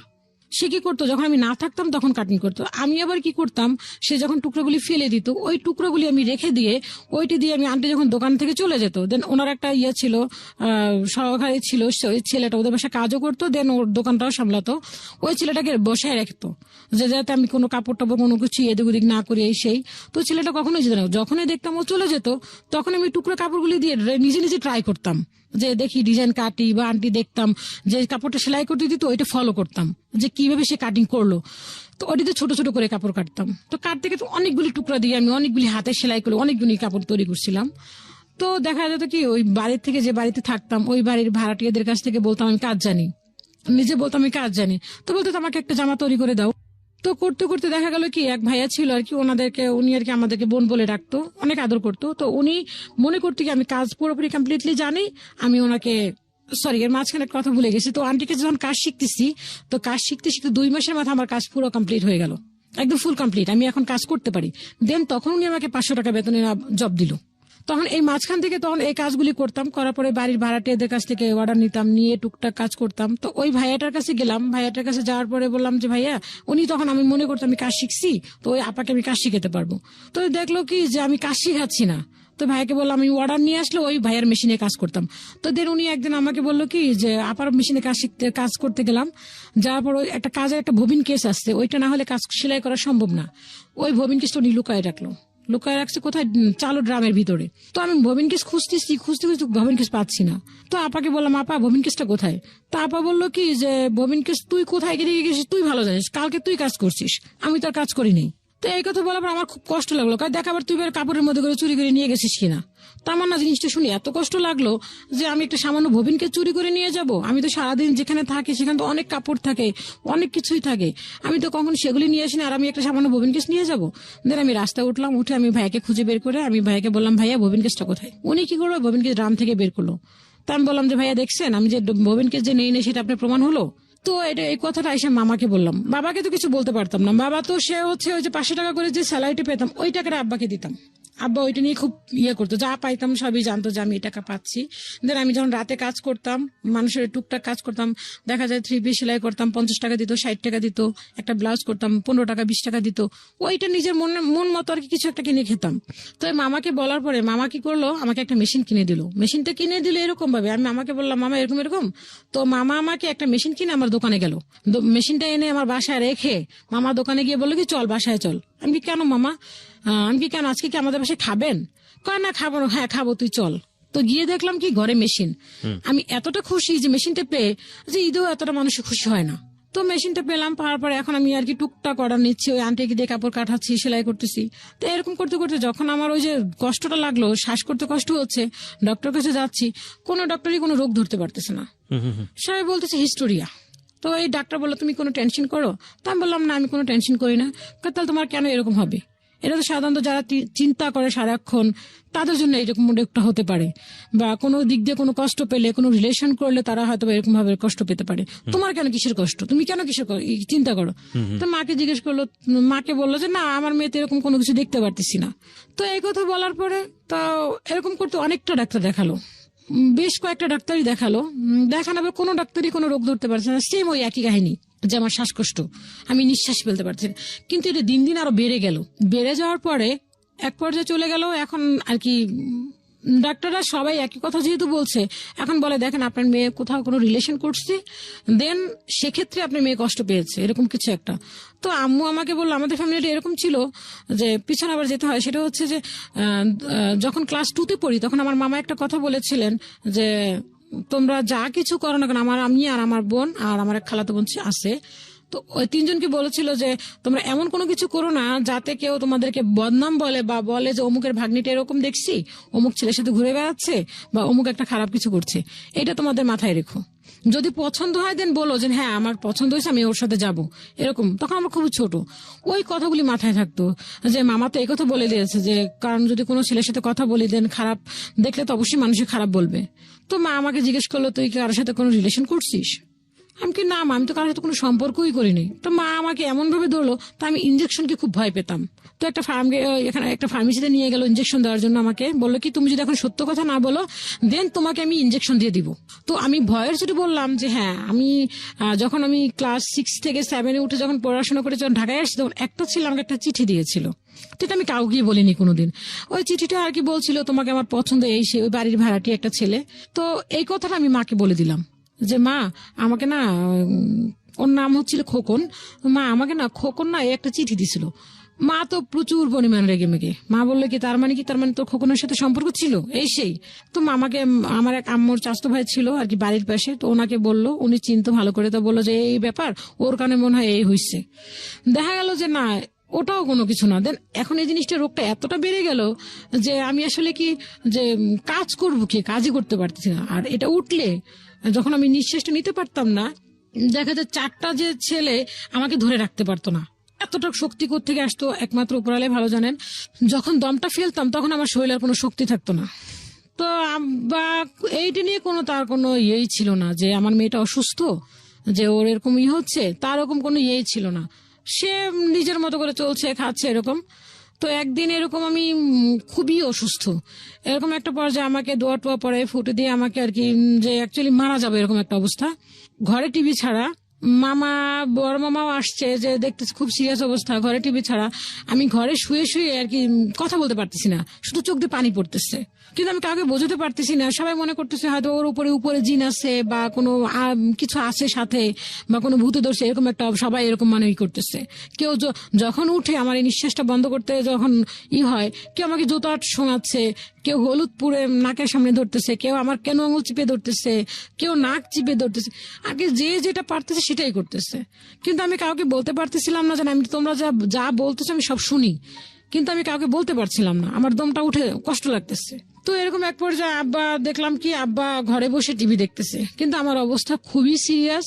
সবাই দোয়া টোয়া পরে আমাকে ফটো দিয়ে করতেছে যে মনে হচ্ছে এখনই মারা যাব, এরকম একটা পর্যায়ে চলে গেল। আচ্ছা, তো আব্বা পরে বাসার ভাড়াটিয়াটা বললো যে আপনি কি মানুষ, মেয়েটা মরার পর্যায়ে চলে গেছে আর আপনি মাঝখানে বসে টিভি দেখতেছেন, আপনি কি মানুষের মধ্যে পড়েন?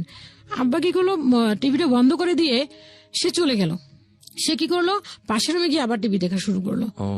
আমি যে ওখানে বসে এই অবস্থা, এটা সে কখনোই ফলো করলো না। তো আমার বড় মামার চোখে, আমার নানু মারা গেছে, আমার বড় মামা কান্না করে নেই, কিন্তু আমার অবস্থা দেখে আমার বড় মামা কাঁদতে কাঁদতে বের হয়ে যাচ্ছে বাসা থেকে। তখন আমার ছোট মামা ঢুকতেছে যে কি দেখতে যাচ্ছিস, লাশ দেখতে যাচ্ছিস, যাই দেখ মেয়েটার অবস্থা। আর ওর বাপে টিভি দেখতেছে পাশে বসে বসে, ওর বাপে কোন। তো আমার কাছে তখন মনে হচ্ছিল আমি একটা তরমুজ খাবো, আমার মনে একটা ইয়ে হলো। ঠিক তখনই মামা একটা তরমুজ নিয়েই আসছে আর কি, মনের একটা ইয়ে হলো যে খেতে পারতাম, কাউকে বলতে পারতেছিলাম না, বাট মনের একটা ইচ্ছা ছিল। মামা নিয়ে আসলো, আসার পরে মাকে বললাম ইশারা দিয়ে, মা আমি খাবো। তো মা এরকম ভাবেই করলো, কেটে দিল। তো ডাক্তার আমাকে অনেক ডাক্তার দেখালো, ডাক্তার বললো যে ওর জন্য এখন ট্রিটমেন্ট হচ্ছে যে ওকে ঘুমের ঔষধ। আচ্ছা, ওকে যদি আপনি জাগায় রাখেন তাহলে ও এরকম অবস্থা হয়ে যাবে, যদি ওকে ঘুমের ভিতরে রাখেন দেন তাহলে ও ভালো থাকবে। তো আমাকে এরকম করে আম্মু সকালবেলা আর কি ওষুধ দিয়ে ঘুম পাড়ায় রেখে যেত, দেন আম্মু দুপুরে আসতো, এসে আম্মু আমাকে গোসল করাইতো, খাওয়াইতো, আবার দেন আমি ঘুমাই যেতাম। কিন্তু আমার সামনে কে আসলো, কিন্তু কানে শুনতাম, কে আমার সামনে আসলো কে গেল এটা আমি কখনোই চিন্তা করতে পারিনি। মনে হচ্ছে একটা অ্যাবনর্মাল টাইপের একটা মানুষ হয়ে গেছিলাম। তো এরকম করতে করতে যে যা বলতো তাই আম্মা ট্রিটমেন্ট করতো। যদি কোনো একটা বাদ যদি এসে বলতো যে হ্যাঁ তোমার মেয়ে এই হয়েছে, তোমার মেয়েকে ভালো করতে পারবো, আম্মু তাই করতো আর কি। যদি বলতো যে এইটা করতে পারলে তোমার মেয়ে ভালো হবে, আম্মু সেটাই করতো। তো কি কারণে রোগটা ভালো হয়েছে আল্লাহ ভালো জানে, আল্লাহর কাছে তার শুকরিয়া আদায় করি যে ভালো হয়ে গেছে। তো এরকম এক পর্যায়ে আব্বু আর কি আমার তখন আর কি ওইখান থেকে ওই আন্টি উনি লন্ডনে চলে যাবে, তো আমি অসুস্থ অবস্থায় আন্টি আমাকে ছুটি দিল। তো আন্টি বলে যে ও সুস্থ হয়ে আসুক তারপরে দেন আমি নিব। তো আন্টি আসলো আমাকে দেখতে, এসে দেখে যে আমি বিছানায় শোয়া। তো আন্টি বলে যে আমি তো এখন লন্ডন যাব, আমার তো এখন ওকে দরকার, ও কি এখন কাজ করতে পারবে? তো আমি যদি ওখান থেকে চাকরিটা চলে যায় তাহলে তো আমি খাবো কি, আমার আব্বাকে তো আমাকে টাকা দিতে হবে।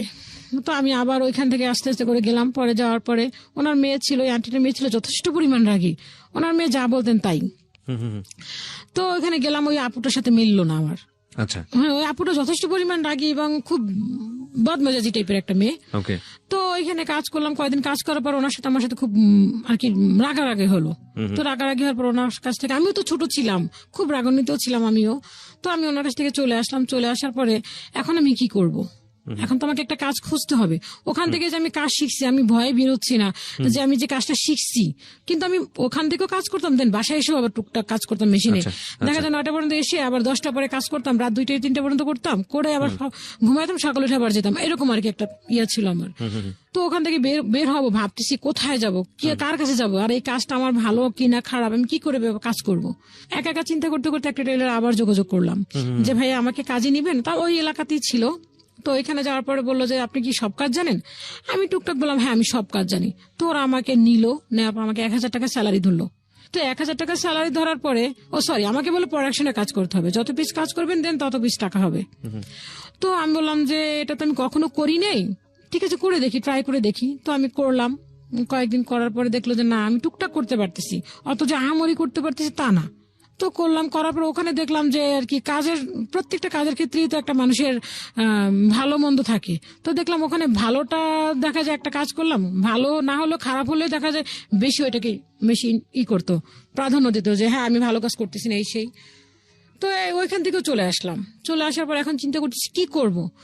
তো একদিন একটা লোক বললো যে তুমি ওই একটা কারখানায় ঢুকলে তোমাকে প্রতি মাসে 2000 টাকা স্যালারি দিবে, ওকে, তুমি কি ওখানে করবা? তখন আমি চিন্তা করলাম 2000 টাকার স্যালারি তার মানে অনেক টাকা। আমার কাছে মনে হয় 2000 টাকা মানে অনেক টাকা। আমি মহা খুশি।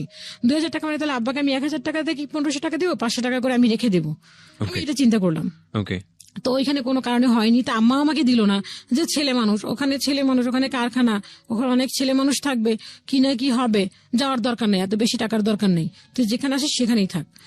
তো ওখানে আবার রয়ে গেলাম। ওখানে মহিলা ছিল, আপুটা আসতো সবসময়, দোকানে বসতো, কাজ করতো, ফলো আপ করতো। তো এরকম করে ওখান থেকে এক পর্যায়ে ওখান থেকে চলে আসলাম। চলে আসার পরে এখন আমি চিন্তা করলাম যে না আমি তো এখন মোটামুটি কাজ জানি, রাইট, হ্যাঁ এখন আমি ঘরে টুকটাক করতে পারি। এদের ভিতরে এক আন্টি আবার আমাকে কিছু বিভিন্ন আর কি, একটা আন্টি বললো যে ও মেয়েটা ভালো কাজ জানে। তো আন্টি আমাকে ট্রায়ালের জন্য কিছু কাজ দিল। দেওয়ার পর দেখা যাচ্ছে আমি জবও করতাম, দেন ওই আন্টিদের কিছু বাসায় বাসায় গিয়ে কাজও আনতাম, এনে বাসায় কাজ করে আবার দিতাম। ওইটা আমার একটা এক্সট্রা ইনকাম ছিল। ওকে। তো ওরকম করে করতাম, করতে করতে আব্বু আমাকে তখন আর কি এই আব্বু হেল্প করা শুরু করলো আমাকে। দেখা যাচ্ছে আমি কাজ করে আসছি, আমাকে ওই মেশিনের কিছু কাজ যদি হেল্প করা লাগতো সে আমাকে হেল্প করতো, হাতে কাজ টাজ করা লাগলে হেল্প করে দিত। তখন আর মুভমেন্টটা তার চেঞ্জ হয়ে গেল। দেন এরকম করতে করতে দেখা গেল যে আব্বু ওই আম্মুর সাথে টর্চারিংটা কমলো না। দেখা গেল তেল দিত হিসাব করে, চাল দিত হিসাব করে। তা আম্মু কি করতো, যতটুকু ইনকাম করতো তো দেখা যাচ্ছে যে যতটুকু তেল হিসেব করে দিত ওইটুকু তো হতো না। তা আম্মু যে ইনকাম করতো ওই টাকা দিয়ে আব্বুকে সব টাকা দিয়ে দিয়ে কিছু টাকা রেখে দিত। ওই টাকা দিয়ে আম্মু আবার তেল কিনে আম্মু আবার ওখানে পুরাইতো। তো এরকম এক পর্যায়ে করতে করতে আমি একটা দোকানে ঢুকলাম যে আমি কাপড় কাটিং করতে পারি, যাকে বলে কাটিং মাস্টার। ওকে। তো কাটিং মাস্টার বেতন হবে কত, বললো যে বেতন হবে তোমার 3000 টাকা। আচ্ছা। হ্যাঁ, তো 3000 টাকা, কিন্তু ওখানে অপশন হচ্ছে কাটিংও করতে হবে, দেন সেলাইও করতে হবে, দুইটাই করতে হবে। তা আমি বললাম যে হ্যাঁ আমি করবো, সমস্যা নেই। তো এখানে বললো যে ঠিক আছে, ঢুকলাম 3500, তখন 3000 টাকা ঢুকলাম। আমি বললাম যে পরে কিছুদিন পরে বললাম যে না আপু আমাকে একটু বাড়াই দিতে হবে। তখন আমাকে 500 টাকা বাড়ালো। বাড়ানোর পরে ওই আপুটার আসলে দোকানটা ভালো করে চলতো না, কারণ আমি তো যেটা সত্য কথা তখন তো ভালো করে যে কাজ জানতাম না, একটা কাস্টমারকে কিভাবে হ্যান্ডেল করবো ওভাবে ভালো আমি করতে পারতাম। ভয় পেতাম যে কাজটা ভালো হচ্ছে না খারাপ হচ্ছে, আমাকে কাস্টমারকে কমপ্লেন করবে, এইটা চিন্তা করতাম, ভালো করে পারতাম না আর কি। তারপর সাহস করতাম যে না আমাকে এটা করতে হবে। তো আপু আমাকে এক সময় বললো কি যে দেখো দোকানটা তো চলছে না, দোকানটা তোমার, তুমি একটা কাজ করো, তুমি দোকানটা কিনে নাও। দোকানটার দাম ছিল 60,000 টাকা আর কি, সবকিছু নিয়ে 60,000 টাকা আমাকে দিতে হবে।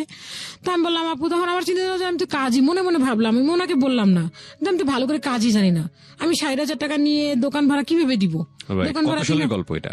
হ্যাঁ আমি তো মানে আপনার জন্য এই 60,000 টাকার হিসাব কত সালের এটা? এটা হচ্ছে আপনার 2005-এ। 2005। হ্যাঁ, ও সরি, এর মাঝখানে আমি কথা ফেলে এসেছি। সেটা হচ্ছে এই পর্বটার আগে হচ্ছে, সেটা হচ্ছে যখন আব্বু আর কি আমি কাজ করা শুরু করলাম, তো আব্বুকে দেখলাম কি সারাক্ষণই ঘরের ভিতরে এসে দেখতাম ওই টর্চারিংটা।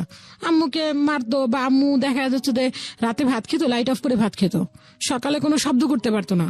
আম্মু যে সকালে অফিসে যাবে, এদিন আম্মা এর মাঝখানে আবার আম্মা একটি স্কুলে জব হলো, তো আম্মু সকালে যে ভোরবেলা রান্না করে রেখে যেতে হবে, আম্মু কোনো শব্দ করতো না। আর কি মনে হচ্ছে যে ঘরে পিঁপড়া আওয়াজ করতে পারবে, দেন আম্মু আওয়াজ করতো না, এরকম একটা পর্যায়ে।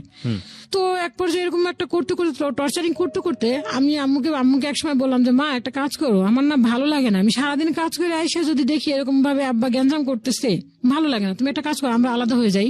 তা আমি কয়েকবার চেষ্টা করছি যে আলাদা হয়ে যাব, কয়েকবার বের হয়ে গেছে। একবার বের হয়ে গিয়ে একটা মেয়ের সাথে বলছে, কথা বলছে যে আমি চলে যাবো, থাকবো না। তো মামা বললো কি যে না তুই কই যাবি। আমার মামা আমাকে সবসময় সাপোর্ট দিত, আর এই কাজের পিছনে সবচেয়ে বেশি সাপোর্ট হচ্ছে আমার মামার, সব থেকে অবদান মা এবং মামা। তো মামা বললো যে ঠিক আছে তুই কই যাবি। তো মা আব্বা এরকম করতে করতে আম্মা বললো যে ঠিক আছে তাহলে আমরা আলাদা হয়ে যাব, আমরা থাকবো না এখানে। প্রিয় শ্রোতা, আপনারা শুনছেন প্রাণ মিস্টার। তো এক পর্যায়ে আব্বা কি করলো তখন আর কি রাতের বেলা আম্মা যেটা বলছে যে সে ওই যে জর্দা আছে না, জর্দা খেয়ে ফেলছে, সে মারা যাবে আম্মু চলে গেলে। ওকে। আম্মুকে এরকম ভাবে কসম কাটলো যে আমি কোনোদিন তোমাকে ফেলে চলে যাব না। হ্যাঁ, তা আম্মা এতই একদম নরম একটা মানুষ যে সে যদি একবার বলে, যদি বলেন যে না আপনি এই কাজটা করবেন, সে ওইটা খুব সরম্য বিশ্বাস করে নেবে। আচ্ছা। তা আম্মা ওইটা বিশ্বাস করে নিল, করার পরে দেন আবারই সেই একই অবস্থা, টর্চারিং শুরু, কোনো এর থেকে আর কোনো বিকল্প কোনো কিছু হইলো না। তো বাসা চেঞ্জ করলাম আমরা, ওখান থেকে বাসা চেঞ্জ করে ওখানে আব্বু ওরকম ভাবে গ্যাঞ্জাম সৃষ্টি করতেছে। তো বাড়িওয়ালা আঙ্কেল ওই মামাটা বললো কি তোমরা এখান থেকে চলে যাও, তোমরা এইভাবে করতেছো, কোনো একটা অ্যাক্সিডেন্ট হয়ে গেলে তখন আর কি দেখা গেল যে মারাটারা গেলে তখন পুলিশ এসে আমাদেরকে ধরবে, তোমরা এখান থেকে বাসা শিফট করো। দেন আব্বু এরকম গ্যাঞ্জাম সৃষ্টি করতেছে, আমার ভাই আবার এর মাঝখানে একটা মেয়ের সাথে রিলেশন করলো, তখন খুবই ছোট, ওইটা নিয়ে অনেক কিছু তট, ওরা ওই মামিটার মাও আবার ওই মামিটা বিচার দিল বাড়িওয়ালাকে। তো এই সবকিছু মিলে বাড়িওয়ালা বাসা ছেড়ে দিতে বললো, দেন আমরা বাসা ছেড়ে দিলাম। তো যে বাড়িটাতে গেলাম ওখানে ভাড়াটিয়া ছিল বলতে গেলে আমরা আর 2টা ভাড়াটিয়া ছিল, ভাড়াটিয়া ছিল না। তো ওখানে যাওয়ার পর একদিন আমি আসছি, তো বাজার তো ওরকম ভাবে দেয়নি, আমি রাতে আসছি তখন বাজে 9:30। দোকান থেকে আসার পরে আব্বা কি করলো, সামান্য একটা গামছা, যে আব্বুর কোনো কিছু আমরা ধরতে পারতাম না, যে একটা সন্তানে যে তার বাবার জিনিসপত্র ধরবে ওইটা কখনো ধরতে পারতাম না। আর কখনো বলতে পারতাম না আব্বা এই জিনিসটা খাবো, আমাদেরকে এই জিনিসটা কিনে দাও, কখনোই বলতে পারতাম না মুখ ফুটে। তো বললো কি যে আমি আসছি বাসায়, আসার পরে শুনে কি ঘরের ভিতরে গ্যাঞ্জাম চিল্লাচিল্লি হচ্ছে, আব্বা খাওয়া দাওয়া করে খাটে শুয়ে আছে, আম্মু খাবার দিচ্ছে, আমরা খাচ্ছি নিচে বসে, ভাই 2টা খাচ্ছে আমিও খাচ্ছি। আপু তো গ্রামে থাকি, আপু গ্রামে বসেই, তখন আপুর বিয়ে হয়ে গেছে, সরি তখন আপুর 2003 সালে বিয়ে হয়ে গেছে, আপু গ্রামে শ্বশুর বাড়িতে থাকে, তখন আমি আমার 2 ভাই। তো খাওয়ার পরে আমি নিচে বসে খাচ্ছি, খাওয়ার পরে আমি বললাম মা, আব্বু বকাবাজি করতেছে আম্মুকে, আম্মু চুপ করে আছে, চুপচাপ একদম। আরেক মামা ছিল, তো আম্মু বললো কি যে তুই ভাত খা, তাড়াতাড়ি ভাত খেয়ে শুয়ে পড়, লাইট অফ করতে হবে। তো আমি বললাম আম্মা একটা কাজ করো, গামছা খুঁজে পাচ্ছে না, গামছা খুঁজে না পাওয়ার পর আমি আম্মারে বললাম যে আম্মা তোমার না বলছি যে তুমি আলাদা হয়ে যাই আমরা, যার যারটা তার কেউ ধরবে না, আর কোনো গ্যাঞ্জাম সৃষ্টি হবে না। আমি এই কথাটা বলতে পারি, আমি 1 লোকমা ভাত মুখে দিছি, দেন আব্বু পিছনে খাট থেকে বসে আমাকে এমন ভাবে লাথি মারলো, আমার ভাতের প্লেটটা ছুটে গিয়ে অন্য একটা জায়গায় পড়লো, আর আমাকে ভাত মুখেরটাও পড়ে গেল। পড়ে যাওয়ার পর আমি তখন একটা বকা দিছিলাম আব্বুকে, যে তখন আমি এই বকাটা ছিলাম যে আচ্ছা তোকে আমি দেখিয়ে ছাড়বো। বাবাকে বলেছিলেন? হ্যাঁ, তখন আমি এই জীবনে আমার মা এবং বাবাকে, মাকে তো কোনোদিন কথাই বলিনি, বাট বাবাকে এই জীবনে ফার্স্ট টাইম, বাবার চোখের দিকে তাকে কথা বলতে পারতাম না, তো ঘর থেকে বের হয়ে গিয়ে এই কথাটা বলছি যে তুই সারা জীবন আমাদেরকে জ্বালাইছিস, আজকে তোরে দেখাই ছাড়বো, তুই আর একটা মার দে আমাকে। তখন আব্বা কি করলো, যে গালিটা শোনার পরে আমি দৌড়ে গিয়ে আমি আর একটা ঘরে ঢুকছি, ঢোকার পরে আব্বা কি করলো, লাঠি, এমন একটা লাঠি নিয়েছে, ওই লাঠিতে যদি আমাকে একটা বাড়ি মারতো দেন আমাকে আর থাকার মতো কোনো পসিবল ছিল না। আর কি আম্মাকে এমন ভাবে বাড়ি ছাড়ছে যে আম্মা ওই মুহূর্তে বাড়িটা যদি পড়ে তাহলে আম্মা তো শেষ। আম্মা তাড়াতাড়ি করে দৌড়ে রাস্তা উঠলো, আর আমি ওই রুমের ভিতরে দরজা লাগাই দিলাম, দেন ওই দরজা ভাঙা শুরু করতেছে, দরজা ভাঙতেছে, ভাঙার পরে এখন ওই দরজা ভাঙতে পারছে, পরে ওই যে ওই লোকের, ওই রুমের যে ওনার লোক হাজবেন্ড ছিল, উনি সামনে এসে খালো আপনি এটা কি করতেছেন, আপনি কেন আমার রুমের দরজা ভাঙতেছেন। এখন আমাকে না পেয়ে কি করলো, আমার মেশিনটাকে ভেঙে ফেললো, আমার মেশিনটাকে ধরে একদম পুরো জায়গায় ফেলছে, মেশিনটা পুরো খুলে টুলে অস্থির। পরে আমার মামা ছিল, ওই মামাটা কি করলো, ওইটা বাঁচাইলো। বাঁচানোর পরে আমাকে ঘর থেকে বের করে দিল। দেওয়ার পরে আমি কি করলাম, ওই রাত ওই বাসায় ছিলাম, ওই ফ্লোরে শোয়া, ওদের বিছানা আর কি একটা কাঁথা দিল আমাকে, তো ফ্লোরে শুয়ে রইলাম। শুয়ে থাকার পরে সকালে উঠলাম, উঠার পরে মনে হলো যে আমি ভাবলাম, আমার এতটা কষ্ট লাগলো যে সারাদিন আমি আমি কষ্ট করে আসি, তারপরে কেন এত অশান্তি? তুমি টাকা চাইছো, তুমি ছোটবেলা থেকে টাকা চাইছো, টাকা দিচ্ছি তোমাকে, আমি যতটুকু ইনকাম করি সবই তোমাকে দেই, আর আমি সারা রাত ধরে যেটা কাজ করি সেইটাই আমি নিজে খরচ করি, টুকটাক যেটুকু পাই, অনেক পরিশ্রম করি। তুমি টাকার জন্য যত কিছু করলা, মা টাকা দিচ্ছে, আমি টাকা দিচ্ছি, তারপর তুমি কেন এত অশান্তি করবা? তোমার অশান্তিটা কিসের? তো কষ্ট লাগলো। তো আমি একটা সমিতি করছিলাম, 200 টাকা করে রাখতাম, ওইখান থেকে কিছু টাকা পাইছিলাম, 6 থেকে 7 হাজার টাকা পাইছিলাম। ওই টাকাটা ছোট মামাকে দেওয়ার কথা ছিল, ওই টাকাটা মামা ব্যাংকে রেখে দিবে, আমার জন্য একটা ডিপিএস করছিল। তো মামাকে টাকাটা দেওয়ার জন্য আমি রেখে দিছিলাম। তো ওই টাকাটা নিয়ে আমি কি করলাম, আমি আর থাকবো না, আমি আব্বার কাছে আর থাকবো না, আমি বাসা থেকে বেরিয়ে হয়ে যাবে এখন। তো বের হয়ে গেলাম, বের হয়ে গিয়ে আমি একটা পাশের বাড়িতে, ওখানে মেবি মনে করেন 18 না 20টা ঘর ছিল, তো ওই বাড়িতে আমি একটা রুম রাখলাম। রুম রেখে 1800 টাকা ভাড়া ছিল রুমটার। তো রাখলাম। আমি তখন মা ছিল না বাসায়, মা তো চলে গেল অফিসে সকালবেলা। আমি এইটা কাজ করলাম, আমি দোকানে আর গেলাম না, না গিয়ে আমি এই কাজগুলি করলাম। আমি আর থাকবোই না, আমার কথা হচ্ছে আমি থাকবো না। আমি দেখতে দেখতে এখন অতিষ্ঠ হয়ে গেছি, আমার পক্ষে আর সম্ভব না। আমি ইনকাম করে খাই, তাহলে আমি কেন তার কাছে থাকবো? তো এরকম করে করতে করতে পরে লাস্ট মোমেন্টে আমি চলে গেলাম। আব্বাও তখন কাজে চলে গেল। যাওয়ার পরে আব্বা আসলো, সে যে কাজে গেল, কাজে থেকে কাজ করলো না, সে চলে আসলো বাসায়। বাসায় চলে এসে সে কি করলো, আমি তো জাস্ট চলে গেলাম, আমি রুম রাখছি, জাস্ট বলে আসছি, আমি অ্যাডভান্স টাকা দেইনি, জাস্ট আমি কথা বলে আসছি। আব্বা এসে কি করলো, আমার ঘরের যে কাপড় চোপড় যাচ্ছিল, আমি নিজের টাকাতে যেটুকু কেনাকাটা করছি, আর ওই জিনিসগুলি, ঘরে কোনো কিছু কিনতো না। সে বলতো আমার ঘরে কিছু লাগবে না। বলতাম যে না আব্বা, একটা গ্লাস কিনি, একটা কিনি, মানুষ আসলে কি বলবে, ঘরে তো একটা পরিবেশ দরকার আছে, আমার কোনো কিছু দরকার নেই। তো আমি কিছু টাকা জমাইয়া মামাকে দিয়ে জিনিসগুলি কেনাইতাম, যে একটা মানুষ আসলেও তো আমাকে একটা গ্লাস পানি দেওয়ার জন্য একটা গ্লাস প্রয়োজন আছে আমার। তো ওই জিনিসগুলি আব্বা আমাকে দিয়ে দিল। আমি বললাম যে এই জিনিসগুলি আমার, সে আর কিছু বললো না, ওই জিনিসগুলি নিয়ে আমাকে বের করলো। দেন আমি একটা বিছানার চাদর কিনছিলাম। তো বিছানার চাদরটা কেনার পরে আমি যে আব্বা যে একটা চাদর কিনছিল, আমার বড় আপু আসার পরে ওই চাদরটা কেনার পর আপু যে চাদরটা কিনছিল আব্বুর টাকা দিয়ে, ওই চাদরটা তখন বিছানো ছিল, খাটে বিছানো ছিল। আর যে আমি যে একটা নতুন চাদর কিনছি, চাদরটা ছিঁড়ে গেছিল আর কি, হালকা পাতলা ছিঁড়ে গেছিল। তো ওই আমি নতুন চাদরটা যখন নিয়ে আমার কাপড় চোপড় ভাঁজ করার জন্য আমি গিট্টু দিব, তখন আমার ভাই দুটাকে বলতেছে ওই চাদর রাখ। তা আমি বললাম কেন ওই চাদর দিব, তো আমি নিজে কিনছি, আমি সামনে দাঁড়ায়। তো বললো যে ওই চাদর, সরি, মাঝখানে আমার কাপড় চোপড় নিতে দিবে না, আমার কিচ্ছু নিতে দিবে না, ঘরের সবকিছু রেখে দিবে। তো আমি বললাম এগুলো আমার জিনিস কেনা, আমি কেন আপনি এগুলি রেখে দিবেন? তখন আবার আমাকে মারতে আসতেছে। তখন ওই বাড়ির ভিতরে একটা ছেলে ছিল, ওই ছেলেটা আমাকে পছন্দ করতো, বাট আমি জানতাম না। তো ওই ছেলেটা আমাকে এমন ভাবে গাইড দিচ্ছিল, এলাকার মাস্তান টাইপের একটু ছিল, ওকে মনে করেন বিভিন্ন পুলিশ, আর্মি, র্যাব এগুলি ধরতো। তো ও খুব শেল্টার দিল আমাকে। তখন দরজার সামনে দাঁড়িয়ে বললো আপনি কোনো কথা বলবেন না, ওর জিনিসপত্র নিয়ে যাবে। তো নিয়ে যাওয়াতে ওই তখন চাদরটা আমার বললো যে এই চাদরে ঘুমাইছে না, এই চাদর কেন নিবে, এই চাদর নিয়ে যাবে, এইটা নিয়ে যাবে, এটাও ঘুমাইছে না, এটা ওর চাদর না, ঘুমাইয়া শীর্ষে কেন। তো আমি কিছু বললাম না, আমি ওই চাদর নিয়ে ওইগুলি নিয়ে আমার পাতিল, আমি একটা পাতিল কিনছিলাম আর কিছু কাঁচের জিনিস কিনছিলাম, ওগুলি নিয়ে আমি চলে আসছি। আসার পরে বাইরে বের করে দিল, তো আমার সবকিছু বের করে দিল। তখন আমি কি করবো, তখন চিন্তা করলাম আমি কি করবো, কোথায় যাবে, তো রুম তো রাখি না, একটা মেয়ে মানুষ একটা রুম রাখবো। তখন আমি চিন্তা করলাম একটা মেয়ে মানুষ রুম রাখবো, ওখানে আমি থাকবো কি করে, এতগুলি ভাড়াটি একটা মেয়ে মানুষ থাকা কি সম্ভব? তো ওই যে ছেলেটা আমাকে পছন্দ করতো, তো ও কি করলো, ওইগুলি নিয়ে সব ওর রুমে রাখলো। ওর রুমে রাখার পরে কি করলো, আমি তখন মা আসলো, মা আসার পরে বললাম যে মা এরকম আমার ঘর থেকে বের করে দিচ্ছে, আমি কি করব, আমি রুম রাখছি ওই বাড়িতে, ওখানে আমি থাকবো। তো ওখানে থাকতে পারবি? তাই বলে আমি থাকতে পারবো, কোনো সমস্যা নেই। পরে গেলাম, তখন গেলাম ও বাড়িতে গিয়ে রুম রাখলাম, রাখার পর ওদের সাথে কথা বললাম। তখন আর কি যে আম্মুর যে আর ওই যে খাট একটা ছিল ঘরে, আর একটা যে সুকেত ছিল, ওইটা দিয়েছিল ওই যে মামাটা আমাদের যে মামিটা অনেক করতো, আম্মুকে বলছিল জব দিবে, ওই মামা, ওই নানুর খাট, ওই নানুর সুকেস, এগুলি দিয়েছিল আম্মুকে। ওগুলি আম্মুর জিনিস, তাই আম্মুকে দিবে না। আম্মুর কোন একটা শাড়ি দিল না, আম্মুর কোন একটা কিচ্ছু দিল না, সবকিছু রেখে দিল আম্মুর। ভাইদের জিনিসপত্র দিল না। তো আমি একা গেলাম, আমি গিয়ে করলাম, তো আমার জিনিসপত্র যেগুলো ছিল সবকিছু নিয়ে গেলাম। তো আপনার প্ল্যান কি ছিল? আপনি বাসা থেকে বের হয়ে কোথায় যাবেন? বাসা থেকে গিয়ে প্ল্যান ছিল কি আমি এখানে থাকবো না, আমি রুম নিয়ে আমি একা থাকবো। যে কোনো জায়গায় চলে যাবো, বাট এখানে তো বাসায় না, থাকছি আমি না। আব্বুর কাছে থাকবো না। আমার টার্গেট হচ্ছে যে আমি সারাদিন কাজ করি, উনি টাকা চাইছে, টাকা দিচ্ছি, বাট সে কেন এখন আমাকে এরকম ভাবেই করবে, মারবে কেন? আমি তো টাকা দেওয়ার কথা, এখন তো শান্তি হওয়ার দরকার। আমরা 4টা ভাই বোন, আমাদের সংসারটা সুখী হতে পারতো। 2টা ভাই বোন পড়াশোনা করছে, দেন তুমি টাকা চাইছো, আমার তো পড়াশোনা তুমি বন্ধই করে দিচ্ছ। তো সেক্ষেত্রে তো তোমার এখানে এরকম মারধর করার তো কোনো কিছু নাই। আম্মু যা ইনকাম করে সবই তোমাকে দিচ্ছে, তুমি তো ওভাবে যে আমাদের যে ভালো খাবার দাবার তাও তো তুমি দিচ্ছ না আমাদেরকে। তুমি তো একটা যদি একটা মুরগি আনতো, তো দেখা যাচ্ছে 1 মাস 2 মাস 6 মাস পরে একটা মুরগি আনতো এরকম ভাবে।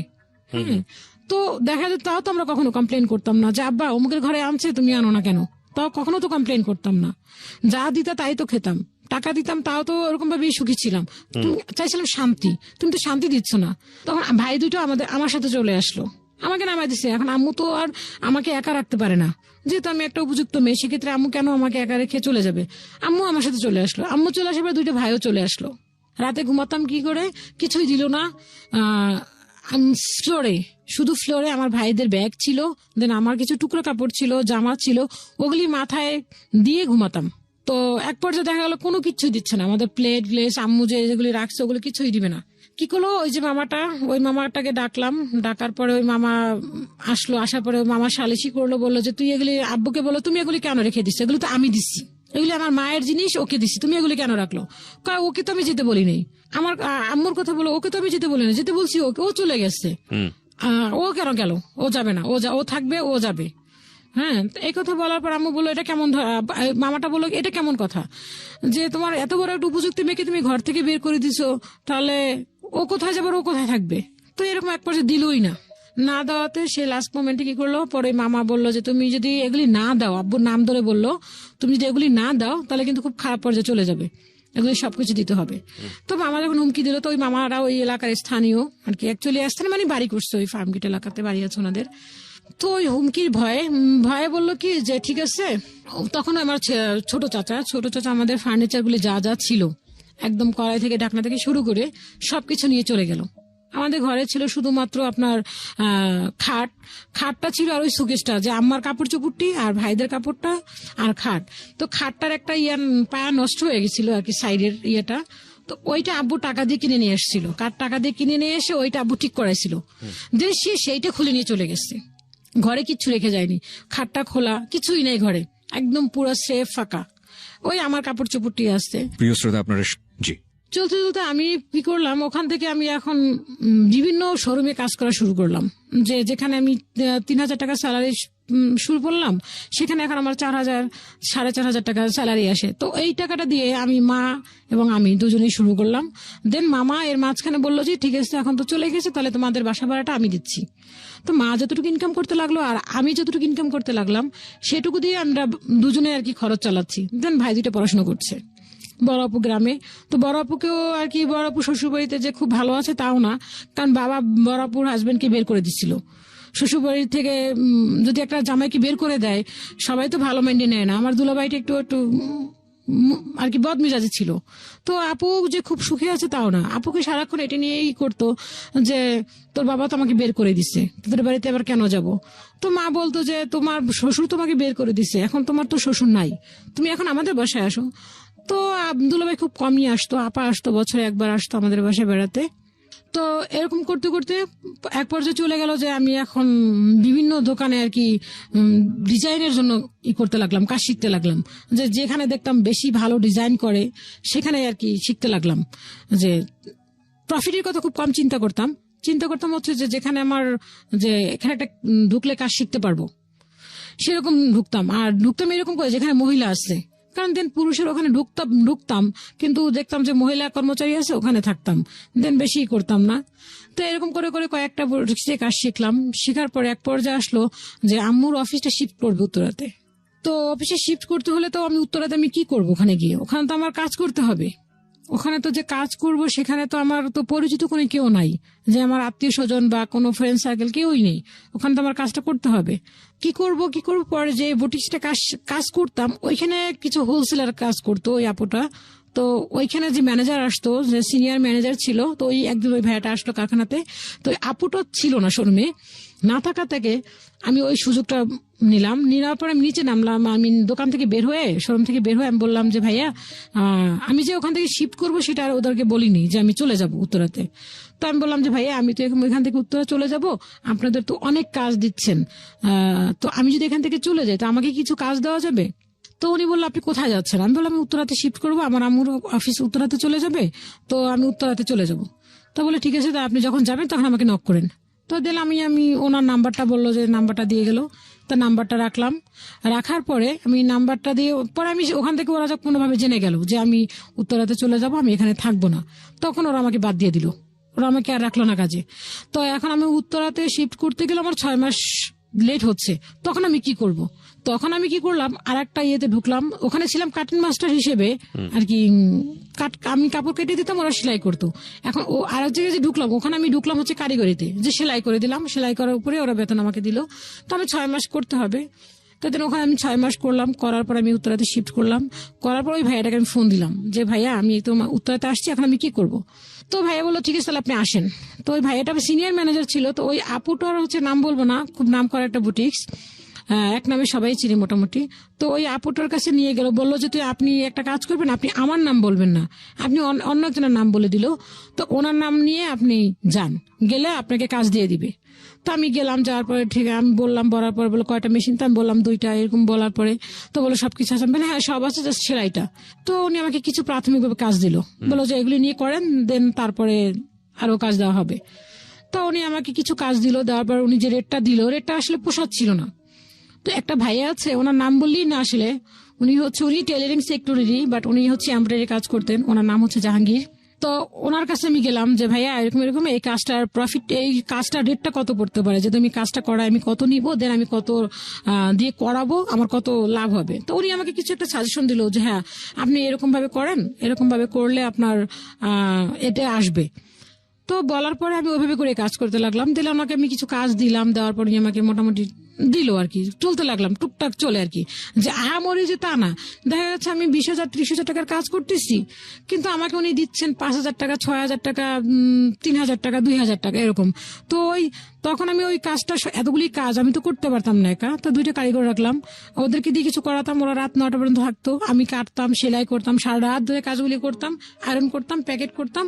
দিন আমি ভোর 6টা বাজে আবার ওই কাজগুলি 2 হাত ধরে প্যাকেট একটা নিয়ে আমি আবার সেই ওখানে মালগুলি পৌঁছায় দিতাম। আমি কখনো একটা ভ্যাগ টানতাম না, হয়তো বা ফ্যামিলিটা এরকম ছিল, কিন্তু কখনো হাতে একটা কিছু থাকলে একটা নিজের কাছে লাগতো।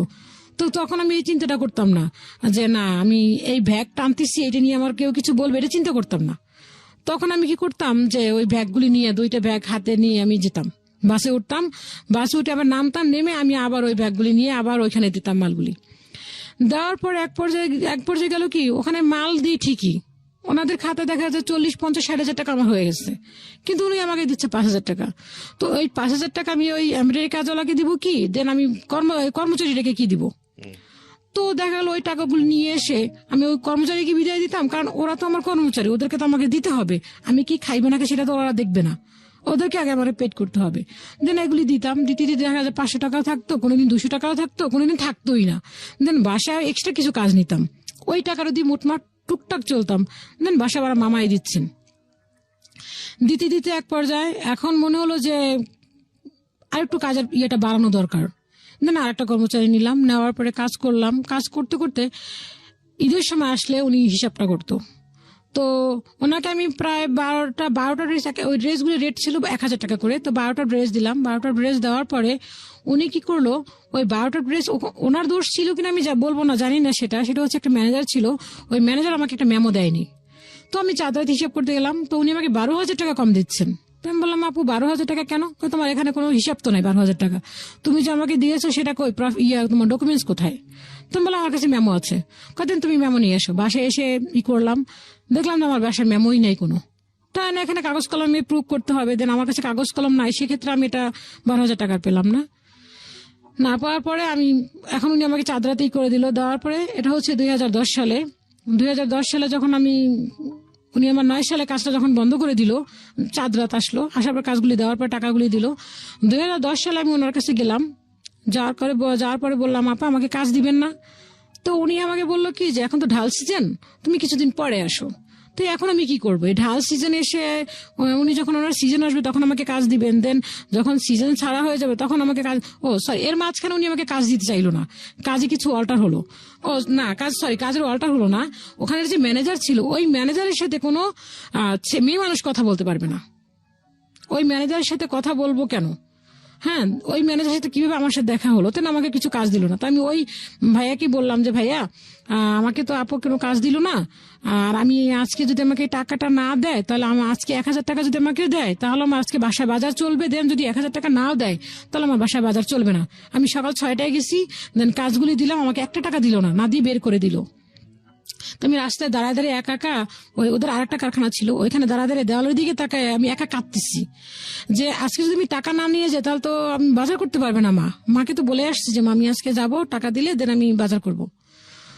তো আমি রাস্তা দাঁড়ায় কাঁদতেছি, দুপুরে কোনো খাবার নাই। তো ওই যে জাহাঙ্গীর নামে যে লোকটা, ওনাকে আমি ফোন দিলাম যে জাহাঙ্গীর ভাই কি করবো, আমাকে তো টাকা দিচ্ছে না, একটা কাজ করেন আপনি দুপুরে খাইছেন? আমি কি না, তাহলে আসেন আমার কাছে আসেন। তা ওনার বাসায় গেলাম, যাওয়ার পরে উনি কি করলো, উনি যে মেসে খাইতো তো ওনারই এক আত্মীয়, ওখানে লোক খাওয়াতো উনি, তো উনি কি করলো ভাত খান। তো আমি ভাত খাবো কি, আমার ভাত পেটে যাচ্ছে না।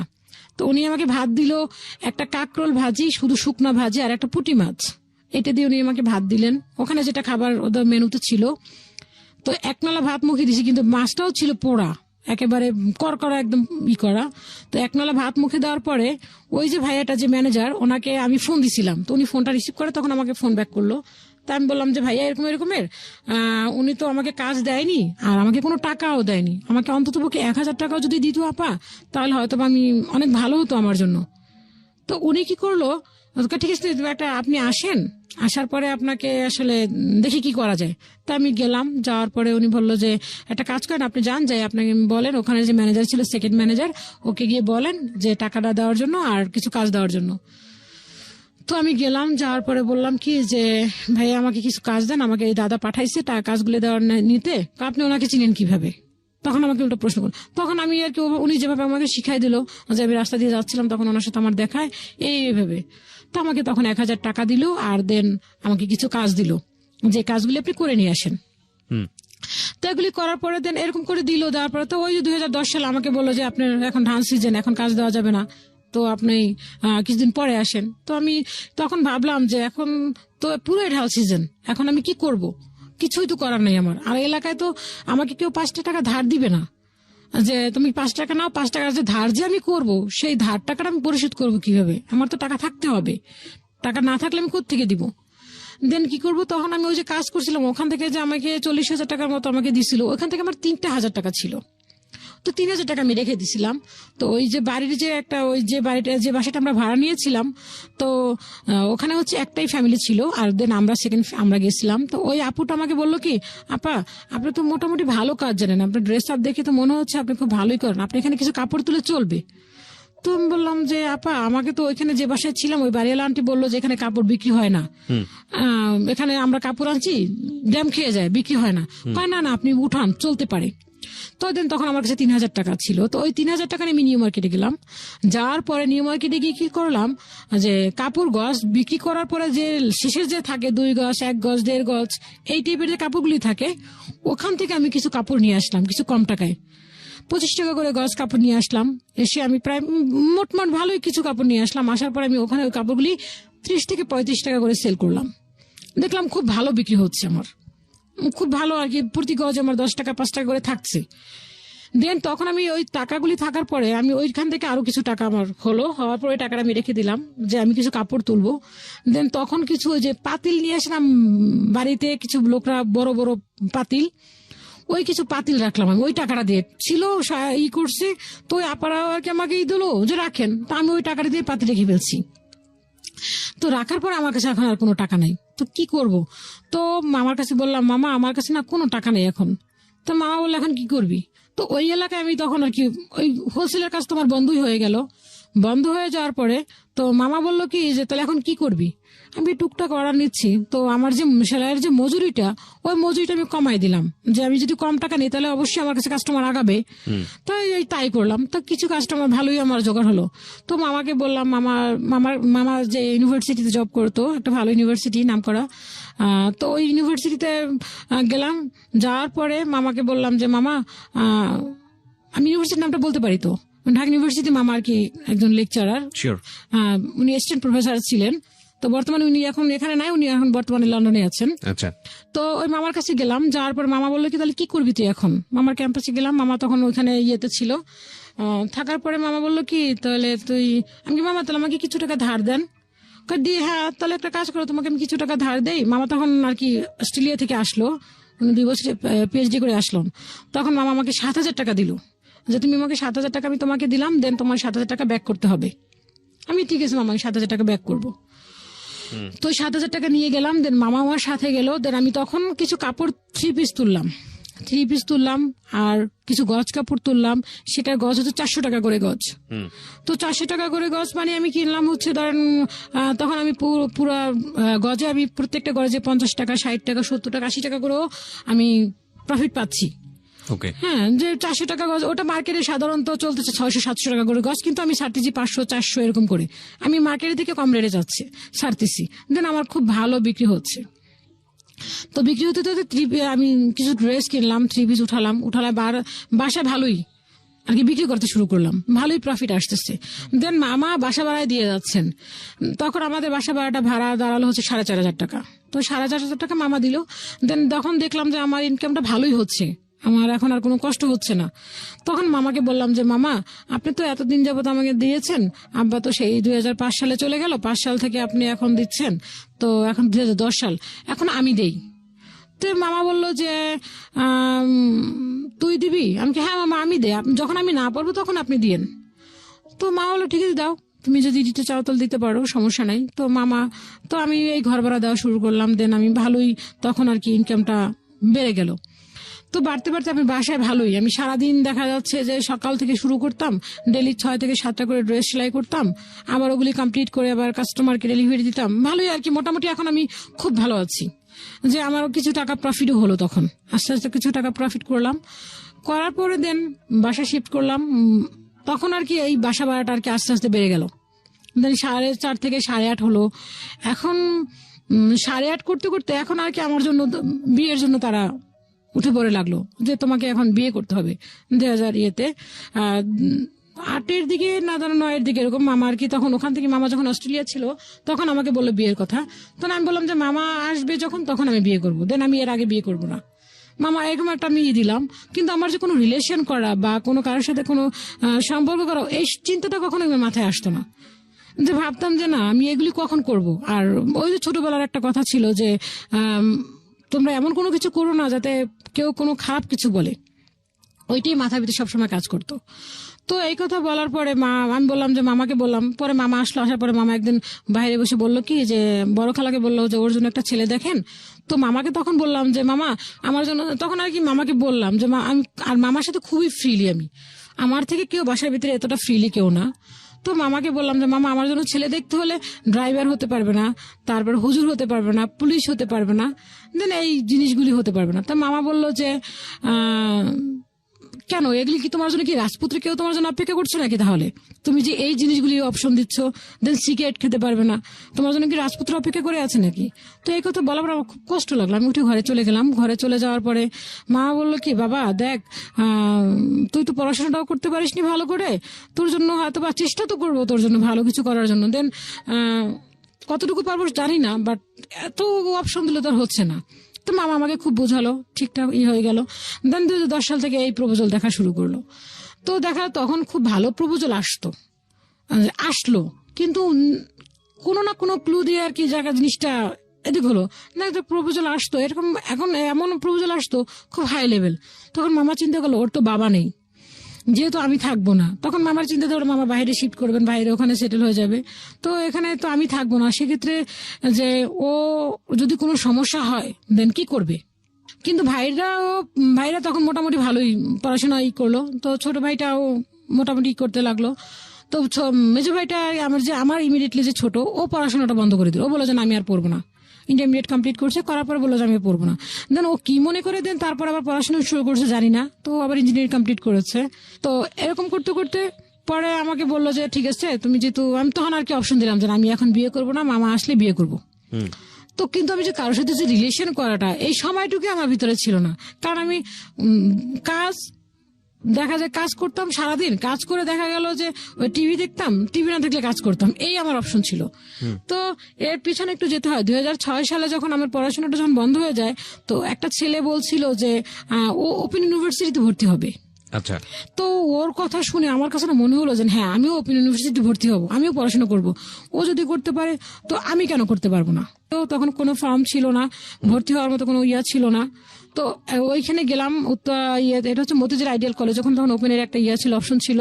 তো ওখানে গেলাম, যাওয়ার পরে ওরা বললো কি যে এখানে ফর্ম শেষ হয়ে গেছে। তো একটা মহিলা দাঁড়িয়ে আছে, বললো কি তোমরা কি ওখানে ভর্তি হবা? তো আমি বললাম হ্যাঁ। তো এক মামার মাধ্যমে গেলাম। তো যাওয়ার পরে বললো কি যে হ্যাঁ, তুমি একটা কাজ করো, তুমি ওই টিচারের নাম্বারটা না, উনি পারবে ভর্তি করাতে। তো ওই টিচারকে ফোন দিলাম, ফোন দেওয়ার পর উনি আসলো, সত্যি সত্যি উনি আমাকে ওপেনে ভর্তি করে দিল। দেওয়ার পরে তো ওই টিচারটা বললো কি, ওনার বাসা যেখানে ছিল আমার বাসার ওদের সেখানেই ছিল। তো যে মামাটা আমার সাথে গেছে, তো উনি আমাকে বললো কি, বললো তোমার মামা চলে যাক, তুমি আমার সাথে চলো। আর স্যারটা দেখতে এরকম একটা ছিল, একটা ভয়ানক টাইপের চেহারা ছিল, যেমনি কালো তেমনি মোটা, অনেক লম্বা চূড়া। দেখে মনে হচ্ছিল যে না, যে কেমন যেন দেখতে, খুব একটা ভয়ানক ব্যাপার ছিল। তো আমার কাছে খুব লাগলো, ওয়ার্ড লাগলো। আমি বললাম যে না, আর উনি আমার হাত ধরে বললো চলো তুমি আমার সাথে। তা আমি বললাম যে না, আমি যাবো না, আমি এখানে কাজ আসছে। তখন আমি মিথ্যা বললাম। দেন উনি যে আমার হাত ধরছিল, ওর পর থেকে আর আমি যাই না, আমার এখানে পড়াশোনা করছি না। তো দেন পরে বিয়ের কথা আসলো, আসার পরে আমি বললাম যে না, আমি বিয়ে করবো না, মামা আসুক, মামা আসলে দেন বিয়ে করবো। তো বিভিন্ন প্রপোজাল দেখছে, দেখার পরে তো এক একটা বিভিন্ন রকমের একটা অজুহাত আসতেছে যে না, এই ছেলে এরকম, ওই ছেলে এরকম। কিন্তু আমার কথা হচ্ছে মামা আসবে, দেন তারপরে আমি বিয়ে করবো। কিন্তু আমার তো কোনো কারোর সাথে রিলেশন নাই, কিন্তু সবাই আমাকে বলে নিশ্চয়ই এই মেয়ের কারোর সাথে রিলেশন আছে, দেন নয়তো আগে বিয়ে হয়েছে, বিয়ে হওয়ার পরে দেন সম্পর্ক ভেঙে গেছে, এই জন্য এখন এই কথা বলছে। দেন আমি কোনোদিন কারোর সাথে রিলেশনই করিনি। হ্যাঁ, একটা ভাইয়াকে আমার খুব পছন্দ হয়েছিল, কিন্তু সেটা হচ্ছে ওই ভাইয়াটা আমাকে যথেষ্ট পরিমাণ পছন্দ করতো, কিন্তু ওনার স্ট্যাটাস দেন আমার স্ট্যাটাস অনেক উপরে। উনি একজন এডুকেশন লোক, যে পড়াশোনার ক্ষেত্রে ওনার সবকিছু হাই, এবং দেন ওনার স্ট্যাটাসও হাই। সেক্ষেত্রে আমি কিছুই না, আমি একদম শূন্য পর্যায়ে। দেন তারপর উনি কিছু কথা শুনে আমার খুব বিশ্বাস করে উনি আমাকে পছন্দ করেছে। দেন ওনার মাকে গিয়ে বললো, ওনার মা বলার পরে ফার্স্টে ওনার অপশন হচ্ছে বরিশালের মেয়ে বিয়ে করানো যাবে না। দেন তারপর অপশন দিলে কি, ও তো পড়াশোনা না, মিনিমাম তো ডিগ্রি কমপ্লিট থাকতে হবে, তাহলে হবে। তারপর উনি ওই ভাইয়াটা বললো, অনেক চেষ্টা করেছে, ওই ভাইয়াটা বললো যে মা তুমি একটা কাজ করো, তুমি ওর ছবিটা দেখো, পড়াশোনা তো নাহলে আমাদের যে সম্পত্তি যা আছে, আমাদের তো অটুট সম্পত্তি, ওনাদের এতটাই সম্পত্তি যে অফুরন্ত, আমি নিজে দেখেছি ওনাদের অফুরন্ত সম্পত্তি। তো বলে যে আমাদের যে এত কিছু, আমি তো একাই, এখানে তার কেউ নাই, তাহলে তো ওদের পড়াশোনা তোকে করানো যাবে, সেটা কোনো ব্যাপার না, তুমি একটু ছবি দেখো। না, ছবি দেখা যাবে না, দেন হচ্ছে বরিশালের মেয়েরা ভালো হয় না। তো এটা গেল, এটা চলে গেল। তো আমি আর ওনার সাথে আমার ভালো লাগতো, ওনাকে আমার অনেক ভালো লাগতো, ওনাকে এরকম ভালো লাগতো। যদি উনি আমাকে একদিন বৃষ্টিতে ভিজছি, উনি আমাকে বলছে যে ভাইয়া যাও তুমি চুলটা ধুয়ে আসো। আমি ওই রাত্রে ঘুম থেকে উঠে চুল ধুয়ে আসছি। আমার বলে কি হয়েছে, পাগল হয়ে গেছে মনে হয়, দেখ এতটা ওনার প্রতি আমি দুর্বল হয়ে গেছিলাম। দেন উনিও অনেক দুর্বল হয়েছিল আমার প্রতি। তো যেন পরে আমি বললাম যেহেতু মা চাচ্ছে না যেখানে, সেখানে কখনো সুখী হওয়া পসিবল না। তো যাই হোক, এটা চলে গেল, ভাইটা বিয়ে করলেন। তো আমি কারোর সাথে রিলেশনে যেতাম না, কারণ রিলেশনে যাওয়া মানে হচ্ছে, কেন রিলেশনে যেতাম না, যে বড় আপু রিলেশন করেনি, সেটা হচ্ছে বড় আপুকে দুলাভাই পছন্দ করে বিয়ে করেছে আপুকে। দেন এভাবে বিয়ে করেছে যে আপু আমার মামার পা ধরে নিচ্ছে, সেখানে বড় আপুকে যে পরিমাণ টর্চার করছে, সেক্ষেত্রে তো আমি রিলেশন তো কখনোই করবো না। তো আমি আমার ফ্যামিলি থেকে কিছু শেখার কারণে আমি যে কথাগুলি বলতাম, মানুষের এই কথার উপর ভিত্তি করে বলতো কি যে না, এই মেয়ে রিলেশন করছে, সম্পর্ক করে সে ছ্যাঁকা খায়, এই জন্য এরকম অবস্থা করতেছে, এই জন্য দেন সে এরকম করতেছে। তো আমি আসলে এটা কখনোই চিন্তাও করিনি যে আমি রিলেশনে যাব। আমার সবসময় অপশন ছিল যে আমি রিলেশন করে বিয়ে করবো না, আমি সেটেল ম্যারেজ করবো, কারণ হচ্ছে সবাইকে নিয়ে করব। কেউ যেন আমাকে বলতে না পারে যে না, ও অমুকে দেখছি প্রেম করে বিয়ে করছে, প্রেম করে বিয়ে করে এই অবস্থা হয়েছে, এটা যেন কেউ বলতে না পারে। আর যে ডিভোর্স নামের যে শব্দটা, এই জিনিসটা আমার মাথার মধ্যে সবসময় কাজ করে। তো এরকম ভাবে পর্যায়ে চলে গেল, পরে চলে যাওয়ার পরে এখন প্রপোজাল আসার পরে বলে কি যে প্রাথমিকভাবে হচ্ছে যে তুমি মেয়ের বাবা আছে, বাবা কি করেন? তো যখনই বলে যে বাবা নাই, মা হয়তো বা বলে যে বাবা আছে, খোঁজ খবর নিচ্ছে না বা বিয়ে করছে এই সেই, তখনই না কেমন একটা মোড় ঘুরে যায়। যখনই আবার বলে যে না ঠিক আছে বাবা নাই, সমস্যা নাই, কিন্তু বাড়ি এখানে কি জমি টমি আছে নাকি, যে এলাকাতে আমরা থাকি যে এখানে জমি টমি আছে, যখন বলে যে না জমিও নাই, তখন বলে কি যে না কোনো কিছু কি কোনো ছেলেকে কোনো অপশন কি দেওয়া যাবে কিনা এই সেই। তো এরকম করতে করতে পরে মামা একটা প্রপোজাল নিয়ে আসলো, সেটা হচ্ছে আমাদের গ্রামেরই একটা ছেলে আমাদের এখানকার পড়তো, তো ছেলেটা মাস্টার্স কমপ্লিট করা ছিল। দেন ওকে অপশন দিয়েছিল মামা হচ্ছে জব দিবে, জব দিয়ে মামা বলছিল যে মামা একটা ভার্সিটিতে জব দিয়ে দিবে, জব দিয়ে গিয়ে ওকে আমার কাছেই করবে। তো মামার সবসময় ইচ্ছা ছিল যে আমাকে একটা ভালো ফ্যামিলিতে বিয়ে দিবে, একটা শিক্ষিত ছেলে, কারণ আমার ভাগ্নিটা ছোটবেলা থেকে অনেক কষ্ট করেছে। সেক্ষেত্রে যদি একটা ভালো ছেলে, একটা শিক্ষিত ছেলে দেয়, তাহলে হয়তো ওর লাইফটা অনেক ভালো পর্যায়ে চলে যাবে, ওর এই কাজটাও আগাতে পারবে। আর যদি কাজটা না করাতে চায় সেটা পরের ব্যাপার। তো ওই ছেলেটাকে আনলো, ছেলেটা আমাকে পছন্দ করলো, করার পরে দেখা গেল কি যে মামা বললো যে গভর্নমেন্ট জবের কথা। তো গভর্নমেন্ট জবের কথা নিয়ে বলার পরে এক সময় হলো কি যে ও আমাকে এতটাই পছন্দ করতো যে আমি যদি বলতাম এখন রাত তাহলে রাত, যদি বলতাম দিন তাহলে দিন। তো আমার নিজের মাথার মধ্যে একটা কাজ করলো যে এত ভালো মানুষ হয় কি করে, তার ভিতরে বিন্দু পরিমাণ কি রাগ হতে পারে না? আমি যে এত রাগ দেখাচ্ছি, যে এত কিছুই করতেছি, তার ভিতরে বিন্দু পরিমাণ রাগ নাই। তো আমার কাছে মনে হলো যে আমি তাকে একটু ট্রাই করি। তার কারণও হচ্ছে আমি একটা অসুস্থ ছিলাম, তো অসুস্থতা থাকার কারণে উনি আমাকে বললো যে মিরপুর দিয়ে আসছিলাম, তখন বলে তুমি একটা কাজ করো, তোমার হার্টটা টেস্ট করো। তো আমার জিনিসটা রাগ হলো, তার মানে কি আমি রুগী বিয়ে করবা? ঠিক আছে, আমি হাঁটতে হাঁটতে 1 নম্বর চলে আসছি। দেন আমার পিছনে সে 1 নম্বর পর্যন্ত হেঁটে হেঁটে আসছে আমাকে কনভিন্স করার জন্য। তো এরকম করতে করতে পরে আমি বাসায় এসে আমার মনের মধ্যে একটা কৌতূহল জাগলো যে না ওকে আমি ট্রাই করে দেখবো, যে দেখি সত্যি কি আমাকে ভালোবাসে নাকি আমার জবের জন্য মামার পিছনে ঘুরে বেড়াচ্ছে, আমাকে এরকম ভাবেই করতেছে।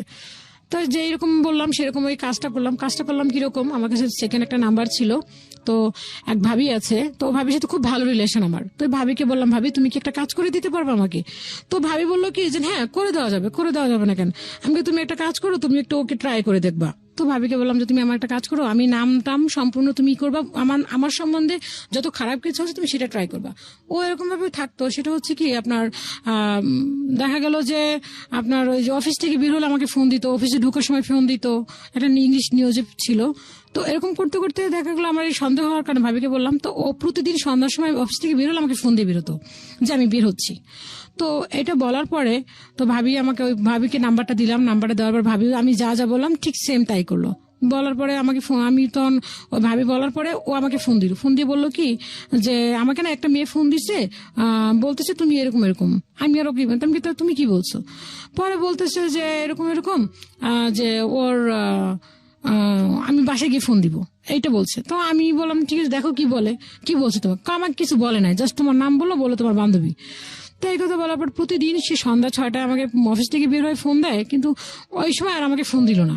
সে কি করলো, বাসায় গেল, বাসায় গিয়ে ওই ভাবির সাথেই বললো কি ভাবিকে বললো যে আমি বাসায় গিয়ে আপনাকে ফোন দিব। তো সে কি করলো, বাসায় গিয়ে সে ড্রেস চেঞ্জ না করে ওই ভাবিকে ফোন দিল। তো ভাবিকে ফোন দিল, ভাবির সাথে সে কথা বললো 22 মিনিট 23 সেকেন্ড কথা বললো। সে বললো যে ভাবি বললো যে আপনি কেন ওই মেয়েকে বিয়ে করবেন? সে আমাকে যে আমার বাবার ব্যাপারে আমি যে এতটা কাজ করতেছি বা এরকমের সে আমাকে যত পরিমাণ নিচে নামানো দরকার অ্যাকচুয়ালি যেরকম নিচে নামানো যায় ঠিক সেভাবে আমাকে এক কথা বলতে সে আমাকে করুণা করতেছে এরকম ভাবে। তো বললো যে আমি তো এই মেয়েকে তো আমার যোগ্যই না কোনো, এই মেয়েকে বিয়ে করতেছি শুধুমাত্র এই কারণে। তো এই কথা বলার পরে আমার না জিনিসটা শুনে অনেক খারাপ লাগলো যে তার মানে কি মেয়েটা আমাকে সে করুণা করতেছে, তার মানে দেন আমাকে বিয়ে করার জন্য সেই করতেছে না জবের জন্য, তার মানে সে যদি জব না থাকে দেন আমাকে তো অবশ্যই টর্চার শুরু করবে। ঠিক ওই মুহূর্তে তার একটা অ্যাপয়েন্টমেন্ট লেটার আসছিল গভর্নমেন্টের জবের, মামা ট্রাই করছে, পরে এক মামা বলছিল যে ওখানে ইন্টারভিউ দেওয়ার জন্য। দেন আমি তখন ওনার কথাটা শুনে আমি ফোনটা অফ করে দিচ্ছি, আমি আর ফোন খুলতেছি না, আমাকে কেউ পাচ্ছে না। আমার এতটা কষ্ট লাগলো, আমি শুয়ে কাঁদলাম কতক্ষণ। দেন তারপরে এই কথা বলার পরে আমার খুব কষ্ট লাগলো, আমি কাঁদার পরে বললাম কি যে আমি বিয়েই করবো না, তার মানে কি আমি পড়াশোনা না, আমার বাবা নেই, আমার বাবা এই করে, এজন্য কি আমাকে সে বিয়ে করেছে? তখন কি আপনি ফ্যামিলি থেকে তখনও ডিটাচড, আপনি আলাদা আলাদা থাকছেন? না না না, আমি তো বাবা মায়ের সাথে থাকছি তখন। তখন মায়ের সাথে থাকছেন কিন্তু বাবা থাকে না, না, বাবা আমাদের কাছ এবং থেকে আপনি নিজের সংসার থেকে চলে গেছে। নিজের সংসার নিজেই চালাচ্ছেন সেই নিজে সময়টাতে। চালাচ্ছি। মামা যেদিন বাসা ভাড়া দিত, দেন এখন তো মামা বাসা ভাড়া দিচ্ছেন না, তখন আমি নিজেটা নিজেই দিচ্ছি বাসা ভাড়াটা। দেন খাবারের খরচটা আম্মু দিচ্ছেন। দেন কিছু দরকার হলে পড়াশোনার খরচটা হচ্ছে মামা কিছুটা বের করতেন। তো এই কথা বলার পর আমার খুব কষ্ট লাগলো। তখন মামাকে বললাম যে মামা, ফোন দিলাম তখন রাতে মামাকে। তখন মামা হচ্ছে আপনার ইয়েতে থাকে, মামা তখন ইউকেতে চলে গেছে। তখন মামাকে বললাম যে মামা এরকমের ও না এগুলি বলতেছে। তখন মামা আমাকে বকা দিল, বললো তুই বেশি পণ্ডিতি করলি কেন? আমি বললাম মামা আমি বিয়ে করবো না জীবনে, কারণ যে আমাকে পছন্দ করে না, আপনার জবের পছন্দ করছে, সে আমাকে সারা জীবন ভাবেই তো এভাবে খোটা দিবে। হয়তো তার ফ্যামিলি ভালো, ঠিক আছে, আমি তাকে বিয়ে করবো না কোনোদিন।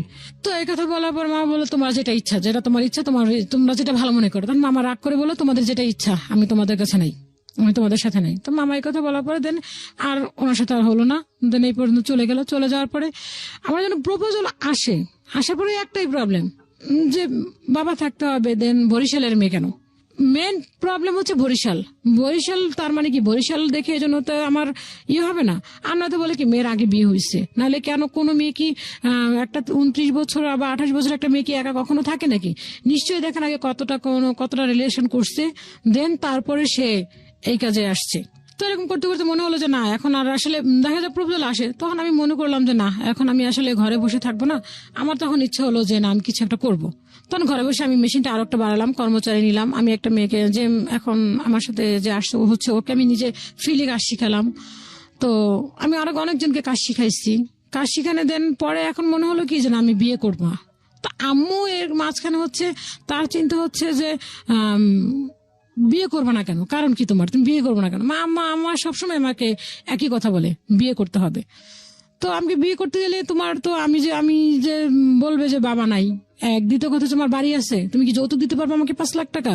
মানুষ তো শুনে যে মামা লন্ডনে থাকে, যে মামার কাছে মনে হয় যে হয়তো বা লন্ডন নিয়ে যেতে পারবে, আর নয়তো বা মামা শ্বশুর হয়তো বা ইয়েতে থাকে, লন্ডন থেকে 5 লাখ টাকা দিতে পারবে। নয়তো বা মেয়ে যে কাজ করছে এতদিন যাবত, যে কাজগুলি করছে, সে কি শুধু খাইছি, তার টাকা পয়সা মোটেও জমানো নাই। কিন্তু ভাই একটা কথা বলতে গেলে কি, আমি যে ইনকাম করছি সবটুকু আমি নিজের খরচে লাগছে, কারণ আমার বাসা ভাড়া দিতে হচ্ছে। প্রতি মাসে আমি ইনকাম বা যতটুকু করতাম ঘরে বসে, বাসা ভাড়া দিতাম, টুকটাক নিজের খরচ চলতাম, সবকিছু করতাম। তো এরকম করতে করতে পরে মামা যখন এই কথা বলো, তো দেন 2012 সালে মামা বিয়ে করলো। বিয়ে করার পরে তো মামা এর মাঝখানে আমাকে বারবার বলতো যে তুই পড়াশোনাটা শুরু কর। তো আমার একটা লজ্জাবোধ কাজ করতো যে আমার ভাইরা এখন মোটামুটি পড়াশোনা করতেছে, ওরা ভার্সিটিতে পড়ে, আমি এখন পড়াশোনা করবো, ওর ফ্রেন্ড সার্কেল বা কি বলবে, এরকম একটা লজ্জা কাজ করতো আমার কাছে। তো আমি না পড়তে চাইতাম না, যে না থাক, এখন আর পরে কি করবে, এখন তো কাজই করতেছে, আর পরে কি করবো। তো 2012 সালে আমার মামি হচ্ছে সে ঢাকা ইউনিভার্সিটি থেকে পড়াশোনা করছে। সে বললো কি, তো বললো যে তুমি এই কথা কেন বলতেছো, তোমার লজ্জা পাচ্ছে? আমার এক নানু আছে, তার ছেলে মাস্টার ডিগ্রি কমপ্লিট করে ফেলছে, দেন সে ওপেন থেকে সে পড়াশোনা করতেছে, তার কি এখন দরকার পড়াশোনা করাটা? তখন ভাবলাম যে সেটাও তো হতে পারে যে সে বুড়ো বয়সে যদি পড়াশোনা করতে পারে, তাহলে আমি কেন করতে পারবো না? দেন ওই 2013 সালে তখন আমি চিন্তা করলাম যে না, আমি পড়াশোনা আবার শুরু করবো। দেন আমি আবার তখন পড়াশোনার জন্য আবার গেলাম, মাদ্রাসা শিক্ষা বোর্ডে গেলাম। তো সেখানে গেলাম, যে বললাম যে আমি তো অনেক দিনের গ্যাপ, যেহেতু 20 লং টাইম গ্যাপ, তো আমি ওখানে গেলাম যে 8-এ ভর্তি হবো। তারা বললো যে না, এখন নেওয়া যাবে না, আমাদের রেজিস্ট্রেশন হয়ে গেছে, এখন 8-এ ভর্তি করা যাবে না। দেন 9-এ যদি হয় তাহলে আমরা হয়তো কিছুটা হেল্প করতে পারি 9-এ ভর্তি হলে। তাই আমি ভাবলাম যে 9-এ ভর্তি হয়েছে, আমি এতদিনের গ্যাপটা কিভাবে পূরণ করবো? আমার পক্ষে তো পসিবল না গ্যাপটা পূরণ করার। তো ওরা আমাকে নিল না। পরে একজনে বললো যে একটা কাজ করো, ওপেনে যাও। তো আমি ওপেনে গেলাম। ওপেনে যাওয়ার পর ওখানেও সে ভয়টা পাচ্ছি যে আমি এখন এতদিনের গ্যাপটা কিভাবে পূরণ করব। এটা তো পূরণ করার মতো না, আমি তো অনেক দিন যাবত ছেড়ে দিয়েছি পড়াশোনাটা। তো ওখানে আমি 9-এ ভর্তি হলাম। হওয়ার পরে কি করব, পড়াশোনার জন্য তখন আমি চেষ্টা করতেছি আর কি চালানোর জন্য, তো কিছুই বুঝতেছি না। তখন আমি পড়াশোনার আর কি কাজও করতেছি। তখন একটা টিচার ডাকলাম। টিচার মানে আমার থেকে বয়সে অনেক ছোট, আমার ছোট ভাইয়েরও ছোট। ওকে আমি রাখলাম। রাখার পর ওকে আমি খোলাখুলি বললাম যে দেখেন ভাইয়া, ছোট আমার, বাট ও তোমার একজন টিচার। তো ওকে আমি বললাম দেখেন ভাইয়া, আপনি ধরে নেন আপনি ক্লাস একটা 1-এর বাচ্চাকে পড়াচ্ছেন, দেন আমি কিছুই পারি না। আমার ইংলিশটা শিখাবেন হচ্ছেন ABCD থেকে, আর অঙ্ক শিখাবেন হচ্ছেন 1-2 থেকে, দেন আমি কিছুই পারি না, আপনি আমাকে এভাবে করে শিখাবেন। ও না জিনিসটা প্রথমত খুব নিল যে আপনি এই বয়সে এসে আবার পড়াশোনা শুরু করছেন, খুব খুব আনন্দ সহকারে নিল। তো আমাকে সেটাই করলো, সেভাবে করে আমাকে বললো যে ঠিক আছে আপু, আপনাকে আমি সেভাবে করে শিখাবো। দেন আমাকে ঠিক সেভাবে করে শিখালো। ও গিয়ে ওর মাকে বললো, মা তুমি তো পড়াশোনা করতে পারো, দেখো আপু এই বয়সে সে পড়াশোনা করছে। ও আমাকে আবার এসে গল্পগুলি বললো। তো দেন আমি এরকম করে করলাম। দেন ম্যাট্রিক পাস করলাম আর কি, মোটামুটি ভালো আর কি 3 পয়েন্ট পাইলাম। পড়ার পরে পাস করলাম। করার পরে তো এখন হচ্ছে আমি যেহেতু আমি বিয়ে করতেছি না, বিয়ের জন্য প্রপোজাল আসলো, একই প্রবলেম। তো আমি বললাম যে না আম্মা, দরকার নেই। তো এখন মানুষে বলে কি জোর কেন বিয়ে হচ্ছে না, নিশ্চয়ই কেউ ক্ষতি করে রাখছে। যেমন আমাদের একটা কালচার আছে, বলে যে এতদিন লং টাইম যদি বিয়ে না হয় তাহলে বলে যে মানুষের বান মেরে রাখছে এই সেই। তো আম্মু বিভিন্ন ধরনের ট্রিটমেন্ট চালাতে শুরু করলো। এ বলে যে অমুক করতে পারবে। তা আমি বললাম আম্মা, এগুলি বিশ্বাস করি না, এগুলি যে আদৌ সত্য কিনা তুমি কিন্তু জানো না, বাট এগুলি শুধুমাত্র মানুষের টাকা খাওয়ার ফোন দিই। তো আম্মু আমার অগোচরেও শুরু করলো, যে আমাকে না জেনেও শুরু করলো, দেন আমাকে নিয়ে গিয়েও শুরু করলো। তো এক পর্যায়ে আমি চিন্তা করলাম যে আসলে সত্য কথা, এখন হয়তো আমার শক্তি আছে, আমি কাজ করে খাচ্ছি। দেন ভাইরা যখন বিয়ে করবে দেন তখন আমার কি হবে, মাঝে মধ্যে এটা কি চিন্তা করি। আবার মাঝে মধ্যে চিন্তা করি যে বিয়ে করে যে আমি ভালো থাকবো তারও তো গ্যারান্টি নেই। কারণ বড় আপুকে এত সুন্দর করে নিল, সেই বড় আপুকে এরকম ভাবেই করলো, দেন তাকে আবার ডিভোর্স দিয়ে দিল। দেন আমার বড় আপু ডিভোর্স, সে আমার দুলাভাইয়ের কাছ থেকে সেটেল আসছে। দেন আমার আম্মুর সাথে আমার আব্বুর 32টা বছরের সংসার, সেখানেও সে চলে আসলো। তাহলে আমি বিয়ে করে কি করব? তাহলে আমি একাই এসে ভালো আছি।